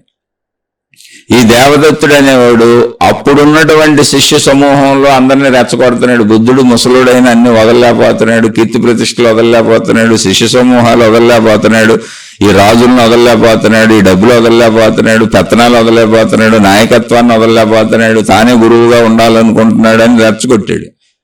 కానీ మూర్ఖులు ఉంటారుగా కొంతమంది నాలాంటి వాళ్ళు, వాడి మాటలు నమ్మారు. ఒక 500 మందినో 1000 మందినో తీసుకొని వేరే ప్రదేశానికి వెళ్ళిపోయి దేవదత్తుడే గురువు అనుకొని వాళ్ళు వేరే మఠం పెట్టారు, వేరే పీఠం పెట్టారు, వేరే రాజులను ఆకర్షించాడు. బుద్ధుడికి పోటీగా బుద్ధుడిలోంచే వెళ్ళిపోయి తెగలు చీలిని బుద్ధుడు ఉండగానే జరిగింది అది. అప్పుడు కూడా బుద్ధుడు ఏమనలేదు, ఎవరిష్టం వాళ్ళది ఏముంది అందులో అన్నాడు. ఇప్పుడు నాకు పోటీగా పెట్టకూడదు, నాకు అసలు పోటీ ఏముంది, నాకైతే ఎవరితో పోటీ లేదన్నాడు. అతన్ని అనుసరించి నమ్మిన రాజులు కూడా ఉన్నారు. అయితే కాలాంతరంలో అతడి ప్రవర్తన చూసి, అతడు ఉండే తీరుతెన్నులు చూసి, బుద్ధుడు ఉన్న విధానము, బుద్ధుడు చెప్పిన జ్ఞానము గమనించి ఏముంది అక్కడ ఉండి అయ్యే నేర్చుకున్నాడు. చిలక పలుకుల్లో అయ్యే చెబుతున్నాడు అందరికీ. సామాన్యం అట్రాక్ట్ అవుతున్నారు, ఆ బుద్ధుడియే చెబుతున్నాడు. అయితే కాలగమనంలో వెళ్ళిపోయిన శిష్యులందరూ దూరమైనాక బుద్ధుడు విలువ తెలిసింది. ఆయన ఎలా ఉంటాడు, ఈయన ఎలా ఉంటాడని నిజమని నమ్మి వెళ్ళిపోయారు. నిదానంగా ఒక్కొక్కళ్ళు మళ్ళీ వెనక్కి వచ్చి బుద్ధుడి దగ్గరికి వచ్చి శరణ వేడి ఇక్కడ ఉండిపోయారు. బుద్ధుడు వెళ్ళిపోతే కాదని లేదు, వస్తే అవునని లేదు, ఎవరిష్టం వాళ్ళది అన్నాడు అప్పుడు కూడా. ఎందుకంటే నాకు అసలు ఎవరితోనూ సంబంధం లేదు, మీరు మంచి నేర్చుకుంటారంటే చెప్పాను తప్ప మీరంతా నా శిష్యులని, నేను మీ అందరికీ నాయకుడినని, నేనేదో పెద్ద దేవుడినని అసలు నేను అంటలేదు. బుద్ధుడు దేవుడు పేరే ఎత్తలేదు, అసలు దేవుడు అనే పదమే వాడు. అందుకని చాలా మంది బుద్ధుడిది శూన్యవాదం అని కూడా అంటారు. శూన్యవాదం అంటే ఏమి లేదు, ఆకాశతత్వం, ఆత్మజ్ఞాన తత్వాన్ని చెప్పాడు ఆయన. అది అర్థం కానప్పుడు శూన్యవాదం అంటారు దాన్ని. అర్థం కానోళ్ళు అన్నది అది అంతే. అనంతాత్మశక్తి ఎరుకని చెప్పాడు ఆయన, ఆకాశతత్వాన్ని చెప్పాడు ఆయన. డైరెక్ట్గా ఆత్మజ్ఞాన బోధన చేశాడు ఆయన. చేసి వ్యక్తి మార్పుని చెప్పాడు అంతే, గుణమార్పుని చెప్పాడు. గుణమార్పుగా అవసరంగా ఎలా జీవించాలో చెప్పాడు అంతే. ఆయన ఏ దేవుడి పేర్లు ఎత్తలేదు. మరి ఆయన ఉండగానే ఆయన్ని బోల్డ్ అవమానపరిచారు, చంపబోయారు, మొహం మీద ఉమ్మూశారు, తిట్టారు, ఎన్నో జరిగినాయి. ఏకంగా తన శిష్యుల్లో ఒక వర్గం వెళ్ళిపోయి వేరే ఆశ్రమాలు కూడా పెట్టుకున్నారు. ఇది మనకు తెలిసింది, మనకు తెలియని ఎన్ని జరిగినాయో. ఆఖరికి ఆయన మళ్ళీ ఒక శిష్యుడు పెట్టిన విషాన్నం తినే చనిపోయారు ఆయన. అయితే ఆ శిష్యుడు కావాలని చంపలేదు అనుకోండి, విషాన్నం తినే చనిపోయారు. ఆ విషయం ఆయన చెప్పారు, ఫలానా కూరలో అది విషాహారం అయిపోయింది, అది నేను తింటాను, ఎందుకంటే నేను ఎవరేం పెట్టినా తినాలనే రూల్ నేనే పెట్టాను, నా శరీరం కూడా వృద్ధాప్యానికి వచ్చింది, ఎక్కడో చోట దీన్ని వదిలేయాలి, కాబట్టి నేను దాన్ని తింటాను, మిగిలిన శిష్యులు మీరు ఎవరో దాన్ని తినకండి అని ఆనందుడు అనేటువంటి తన పక్కనుండే ముఖ్య శిష్యుడికి చెప్పి, నేను ఒకవేళ చనిపోతే చనిపోయిన తర్వాత ఇతను పెట్టిన ఆహారం తిని నేను చనిపోయానని నింద అతని మీద వెయ్యకండి, అతనికి తెలియదు, అతను ఎంతో ప్రేమతో నిజంగానే మనకి ఇవన్నీ తయారు చేసి పెట్టాడు, అది పొరపాటున విషాహారం అయ్యింది, ఇక్కడికి ఈ శరీరం వదిలివేయవలసి ఉంది కనుక అది అలా జరుగుతున్నది అని చెప్పారు ఆయన. ఆయన ఎవరు నిందించలే, కానీ కథ అలాగే జరిగింది. ఆయన తినకుండా కూడా ఉండొచ్చు. కాదు, అసలు దేహభ్రాంతి ఉండదు వాళ్ళకి. అయిపోయింది, ఆట అయిపోయింది, వెళ్ళిపోదాం అనుకున్నాడు ఆయన కూడా. ఎందుకంటే వృద్ధాప్యం తెలుస్తుంది, వచ్చేసిందని. ఇదేం మహిమ కాదు, మాయ కాదు. అందులో మహిమలు మాయలు తీసుకోవాలి. మహిమలు మాయలు తెలిస్తే కూర, అక్కడ మహిమలు మాయలు తెలియకపోతే మరి బుద్ధుడు ఎలా చెప్పాడండి అంటారు. ఈ విషయం యేసుక్రీస్తు కూడా ముందే చెప్పారు, నన్ను ఇలా పట్టిస్తున్నాడని. ఆ విషయం సిద్ధారూఢ స్వామి కూడా ముందే చెప్పారు, మీరు విషయం కల్పిస్తున్నారని. నాకు ఒక ఆయన చెబుతాడు, ఏమంటే మీరు మహిమలు మాయలు లేవంటూనే మహిమలు మాయలు ఉన్నవన్నట్టుగా చెబుతారు, అవి యాదృచ్ఛికంగా జరిగినట్టుగా చెబుతారు అని మళ్ళీ నాకు పెట్టి, మహిమలు మాయలు ఉన్నాయి, కాకపోతే ఆధ్యాత్మికతలో అభివృద్ధి చెందలేరు మీరు, కానీ మహిమలు మాయలు ఉన్నమాట నిజమే అని చెప్పండి అని నాకు ఆయన సలహాలు చెబుతూ ఉంటాడు. ఆయన నాకేం తప్పులేదు, ఆయనకి అలా వినిపించిన తప్పే ఉంది, అది అద్భావం తద్భవతి. నేను చెప్పేవి ఆయనకి అలా వినిపిస్తుంది, ఎందుకని మహిమలు మాయలు లేవన్నప్పుడు ఈ మహిమలుగానే ఉన్నాయిగా. కానీ ఇందులో మీరు చూసిన కోణం ఏంటి, నేను చూసిన కోణం ఏంటో చెబుతున్నా. సిద్ధారూఢ స్వామి తన శిష్యుడిని మార్చలేకపోయారు విషయం ఇవ్వకుండా. యేసుక్రీస్తు తన శిష్యుడు పట్టిస్తుంటే వాడిలో గుణమార్పు లేదు, తన పక్కనే ఉన్నాడు, తనతోనే ఉన్నాడు, వాడు సద్బుద్ధి కలగలేదు ఎన్ని చెప్పినా. మిగిలిన వాళ్ళకి సద్బుద్ధి ఎందుకు కలిగిందంటే వాళ్ళు మారాలనుకున్నారు, మారిపోయారు. వీడు మారాలనుకోవటం లేదు, వీడికి డబ్బు లోభత్వం ఉంది, అందుకని పట్టించాడు, ఎన్ని సంవత్సరాలు తిరిగిన. అలాగే సిద్ధారూఢ స్వామి దగ్గర వాడు మారాలనుకోలేదు, వాళ్ళకి పెత్తనం కావాలి, ఆశ్రమం కావాలి, అధికారం కావాలి, గురువు హోదా కావాలి, ఆ పట్ట కావాలి, ఇప్పుడు ప్రజలందరూ వాళ్ళ కాళ్ళ మీద పడాలి, ఆ కీర్తి ప్రతిష్టలు కావాలి. వాళ్ళు మారలేదు, గుణమార్పు జరగలేదు. దానికి ఆయన ఏం చేస్తారు అంటే, ఇప్పుడు ఏమైంది, మహిమ ఏమన్నా మార్చగలుగుతుందా? మహిమలు మాయలు మార్చలేకపోతున్నాయి, మహిమలు మాయలు ఉపయోగపడట్లేదు. అందుకని మహిమలు మాయలు ఉపయోగపడినవి. ఇప్పుడు ఏంటి ఉపయోగం? ఎండమావుల్లో నీళ్లు ఉన్నట్టు కనపడుతున్నాయి, నీళ్లు లేవు, తాగే దాహం తీరదు, అది ఊరిన వెలుగు అలా నీకు భ్రాంతిగా అనిపిస్తుంది. ఇది కూడా భ్రాంతి అని ఆధ్యాత్మికత చెప్పింది, నేను చెప్పడం కాదు. మార్చలేని ఉపయోగమే ఉంది. పైగా ఆ గురువుల్ని చంపేశారు. ఎవరిని నమ్మి వచ్చారో వాళ్ళనే చంపేశారు. ఎవరిని నమ్మి వచ్చారో వాళ్ళకే వ్యతిరేకమయ్యారు. ఎవరిని నమ్మి వచ్చారో వాళ్ళనే ఇబ్బందులు పెట్టారు, వాళ్ళనే బాధలు పెట్టారు. అంటే నేను మారాలి అని నువ్వు అనుకోకపోతే నీ అంతరంగంలో మార్పు రాదు అని చెప్పడానికి కొన్ని ఉదాహరణలు చెప్పాను. ఇలాంటి ఉదాహరణలు కోకొల్లలుగా ఉన్నాయి. అందుకని నేను మారాలి అని మీరు నిర్ణయించుకోండి. ఆధ్యాత్మికతలో ముఖ్యమైనది మార్పే. ఆధ్యాత్మికత అంటేనే గుణమార్పు. ఆధ్యాత్మికత అంటేనే గుణమార్పు. కేవలం మంచి మాత్రమే ఆధ్యాత్మికత. మీరు భౌతికంలో కేవలం మంచిగానే జీవించండి, ఒక్క తప్పు కూడా లేకుండా, ఒక్క తప్పుడు ఆలోచన కూడా లేకుండా జీవించి చూడండి. ఆత్మజ్ఞాన దారి దానంతటది మీ హృదయంలో తెరుచుకొని మిమ్మల్ని అనంత ఆత్మశక్తి స్వరూపులని ఎరుక వైపు నడిపించేసి ఆ అనుభవాన్ని మీకు ఇచ్చేసి నేను అనంత ఆత్మశక్తి స్వరూపుడును స్వరూపురాలను అని మీరు ఖచ్చితంగా శరీరం వదిలే లోపల తెలుసుకునేలా చేస్తుంది. అలాంటి ఏర్పాటు మన శరీరంలో ఉంది, సృష్టిలో ఉంది. అదే మనిషికి ఇవ్వబడిన ప్రత్యేకత. కాబట్టి నేను మారాలని నిర్ణయించుకోవాల్సింది మనమే. ఆధ్యాత్మికత అంటేనే గుణమార్పు. ఆ విషయం ఎప్పుడు తెలుసుకోండి. మీరు దైవీపరమైన ఏది చెప్పినా అది గుణమార్పుకే తప్ప మహిమలు, మాయలు, మతాలు, దేవుళ్ళని ప్రచారం చేసుకోవటం వలన ఉపయోగం ఏంటి? నువ్వు గుణమార్పు చెందకుండా. నువ్వు గుణమార్పు చెందటానికి వాళ్ళని చదువుకుంటున్నానంటావా? అదే ఆధ్యాత్మిక చదువుగా, భక్తి చదువుగా, దైవ చదువుగా, ఎలా అయినా చదువుకో, మత చదువుగా చదువుకుంటున్నానంటావా? తప్పులేదు. చదువు అయితే మాత్రం తప్పులేదు. తప్పకుండా చదువుకోండి. అది నేను చదివించడానికే వచ్చింది. నీలో ఆధ్యాత్మిక జ్ఞానాన్ని, దైవీ జ్ఞానాన్ని, సృష్టి జ్ఞానాన్ని, విశ్వజ్ఞానాన్ని, మంచి జ్ఞానాన్ని పెంపొందించడానికే మతాలు, మార్గాలు, గురువులు, విధానాలు, పద్ధతులు అన్నీ వచ్చినాయి. నేను చదువుకోకుండా వాటిని ప్రచారం చేస్తానంటావా? నువ్వే నీ గురువులను చంపేస్తావు, నువ్వే నీ దేవుళ్ళని చంపేస్తావు, నువ్వే నీ గురువులకి, దేవుళ్ళకి, నీకు విద్యలు నేర్పిన మహాత్ములకి వెన్నుపోటులు పొడి చేస్తావు, నువ్వే వాళ్ళని నాశనం చేసేస్తావు. నువ్వు దేన్ని వదలలేవు. కీర్తి ప్రతిష్టలు వదలలేవు, డబ్బులు వదలలేవు, అధికారాలు వదలలేవు, హోదాలు వదలలేవు, పదవులు వదలలేవు. వదలగలిగిన వాడే నిరూపించి చూపిస్తాడు ప్రపంచానికి. వదిలటమే కదా నిరూపణ. సత్యహరిశ్చంద్రుడు అన్ని వదిలేడు కాబట్టి సత్యహరిశ్చంద్రుడు అని చెప్పుకున్నాం. వదలకుండా నేను వదలగలను, వదిలేశాను, మీకోసం చేస్తున్నాను, మీకోసం ఊరుకునే పట్టుకొని కూర్చున్నాను, నాకు వీటి మీద అపేక్ష ఏమీ లేదు, ఎన్నైనా చెప్పొచ్చు అక్కడ. అవి కాదు, వదిలి చూపించు. వదిలేసి చూపించి అయిపోయింది క్లోజ్. వద్దనుకుంటే వదిలేయటమే. ఇప్పుడు నొప్పు కాలుతుందంటే పట్టుకోం కదా. అలాగే నాకు డబ్బు వద్దు, వదిలేసి చూపించు. కీర్తి ప్రతిష్టలు వద్దు, వదిలేసి చూపించు. నాకు ఇతర స్త్రీలు వద్దు, స్త్రీల జోలికి వెళ్ళబాక, వదిలేసి చూపించు. అసలు మనిషి తప్పు చేసే విధానాలు ఎక్కడున్నాయి? కీర్తి, కాంత, కనకం. నా కీర్తి ప్రతిష్టలు వద్దు, వదిలేసి చూపించు. సామాన్యుల్లో బతుకు, సామాన్యురాలుగా బతుకు. నీకేమొద్దో అది వదిలేసి చూపించు. నేను తప్పు చేయను, తప్పులు వదిలేసి చూపించు. చేయబాక. నేను మంచిగానే బతుకుతాను, మంచిగానే బతికి, వదిలేసి చూపించు. వదిలేసి చూపించు. అప్పుడు ప్రజలు నమ్ముతారు. చెప్పకు. నీ ఇంట్లో నీ సొంత పిల్లలైనా ఎందుకు మారలేకపోతున్నారు అంటే నువ్వు వదిలేసి చూపించట్లేదు, నోటి మాటలతో చెబుతున్నావు. ఎందుకు? చిన్న మామూలు విషయాలలో పిల్లల్ని శుభ్రంగా చదువుకోండి, చక్కగా చదువుకోండి, బాగా చదువుకోండి, రే హోంవర్క్లు చేసావా, అవి చేసావా, అమ్మాయి హోంవర్క్లు అయినాయా, అయినాయా, ట్యూషన్కి వెళ్ళారా, చూసుకున్నావా, పుస్తకాలు చదువుకున్నావా, అన్ని చదువుతారు. వీళ్ళు టీవీ సీరియల్ చూసుకుంటే ఎన్ని అడుగుతూ ఉంటారు, వీళ్ళు సినిమాలు చూసుకుంటే ఎన్ని అడుగుతూ ఉంటారు, వీళ్ళు సెల్ ఫోన్లు తిరగేసుకుంటే ఎన్ని అడుగుతూ ఉంటారు, ఫోన్లలో మాట్లాడుకుంటే ఎన్ని అడుగుతూ ఉంటారు. కాదు, నువ్వు వాళ్ళ పక్కన కూర్చొని వాళ్ళతో కూర్చొని నువ్వేమీ చేయకుండా నువ్వు వాళ్ళ మీద ఇంట్రెస్ట్ చూపించి వాళ్ళు ఏం చదువుతున్నారో తెలుసుకుంటూ ఏం హోంవర్క్లు ఉన్నాయో చూస్తూ నువ్వు కూడా వీటిని వదిలేసి చూపిస్తే అప్పుడు వాళ్ళు నేర్చుకుంటారు. గురువులైనా అంతే, మహాత్ములైనా అంతే, దేవుడైనా అంతే, ఎవరైనా అంతే. వదిలేసి చూపించిన వాళ్లే దేవుళ్ళు అయ్యారు. వదిలేసి చూపించిన వాళ్లే నిజ గురువులు, నిజ మహాత్ములు అయ్యారు.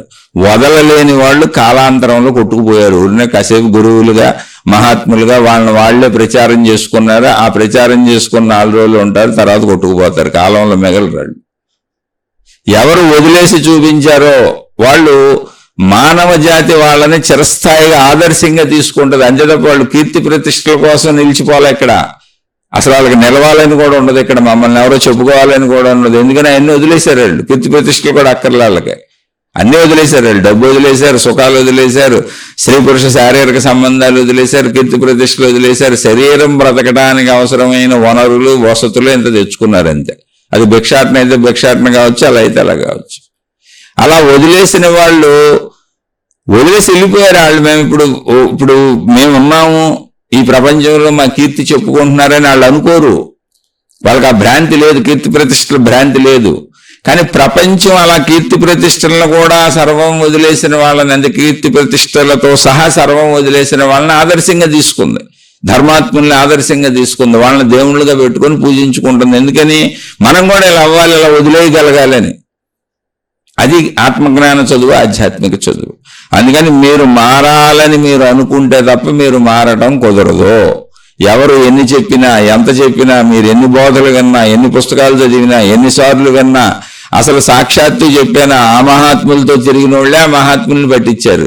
క్రీస్తు గారి చరిత్ర, ఆ మహాత్ములతో ఉన్నోళ్లే బుద్ధుడి చరిత్ర. ఆయన ఇంకొక మఠం పోటీగా పెట్టాడు, కొన్ని సంవత్సరాల పర్యంతం ఆయనతో పాటు ఉన్నాడు. ఆ మహాత్ముడితో కొన్ని సంవత్సరాలు జీవిత కాలాలు ఉన్నాళ్ళే శ్రద్ధారూఢ స్వామిని చంపేశారు వాళ్ళ శిష్యులే. ఎవరిక్కడ వాళ్ళతోనే ఉన్నారు. ఆ మహాత్ముడితో ఉన్న సాటేనే ఆ మహాత్ముడి కోసమే వచ్చినటువంటి, ఎక్కడి నుంచో వచ్చినటువంటి ఏ ఆధారం లేని ఒక వితంతువు నేర్పిస్తున్నాడు, మళ్ళీ పక్కన ఆ మహాత్ముడి సేవలు చేస్తున్నాడు. ఇలాంటి చరిత్రలు, కథలు ఎన్నో ఉంటాయి. అందులో మనం ఉన్నాం. ఇప్పుడు ఆ దుర్గుణాలన్నీ మనలోనూ ఉంటాయి, ఆ దుర్గుణాలలో మనం ఉంటాం. కాబట్టి అది ఎత్తుక్కొని అది పోగొట్టుకుందాం. నేను మారాలి అని అనుకుంటే తప్ప మార్పు కుదరదు. ఎవరెన్ని చెప్పినా నీ అంతరంగంలో నేను మారాలని నిరంతరం నిన్ను నువ్వు గమనించుకుంటూ, నిన్ను నువ్వు చూసుకుంటూ, నీకు నువ్వు చెప్పుకుంటూ, నీకు నువ్వు తర్ఫీదిచ్చుకుంటూ, నీకు నువ్వే గురువై, నీకు నువ్వే శిష్యుడై నువ్వెప్పుడు జీవిస్తావో అప్పుడు నీలో మార్పు కలుగుతుంది. అది మార్పు అనేది నీ నిర్ణయమే, బోధకుల నిర్ణయం కాదు, ప్రబోధకుల నిర్ణయం కాదు, మతాల నిర్ణయం కాదు, మార్గాల నిర్ణయం కాదు, గురువుల నిర్ణయం కాదు, మహిమలో శక్తుల నిర్ణయం కాదు, దేని నిర్ణయము కాదు, నీ నిర్ణయమే. మార్పు అనేది నీ నిర్ణయమే. నువ్వు మారాలనుకుంటే తప్ప నిన్నెవరూ మార్చలేరు. కాబట్టి రోజు నీకు నువ్వు చెప్పుకో, నీతో నువ్వు మాట్లాడుకో, నిన్ను నువ్వు గమనించుకో. నీ తప్పులు వచ్చినప్పుడు నేను తప్పులు చేయకూడదని చెప్పుకో, నా ఒప్పులకి నేను ఈ ఒప్పులు ఆచరించాలని చెప్పుకో, నేను మారాలని చెప్పుకో, నేను మంచిలో జీవించాలని చెప్పుకో. అలా నిరంతరం గమనించుకుంటూ నీకు నువ్వు నిరంతరం చెప్పుకో. ఆలోచించి చూడండి.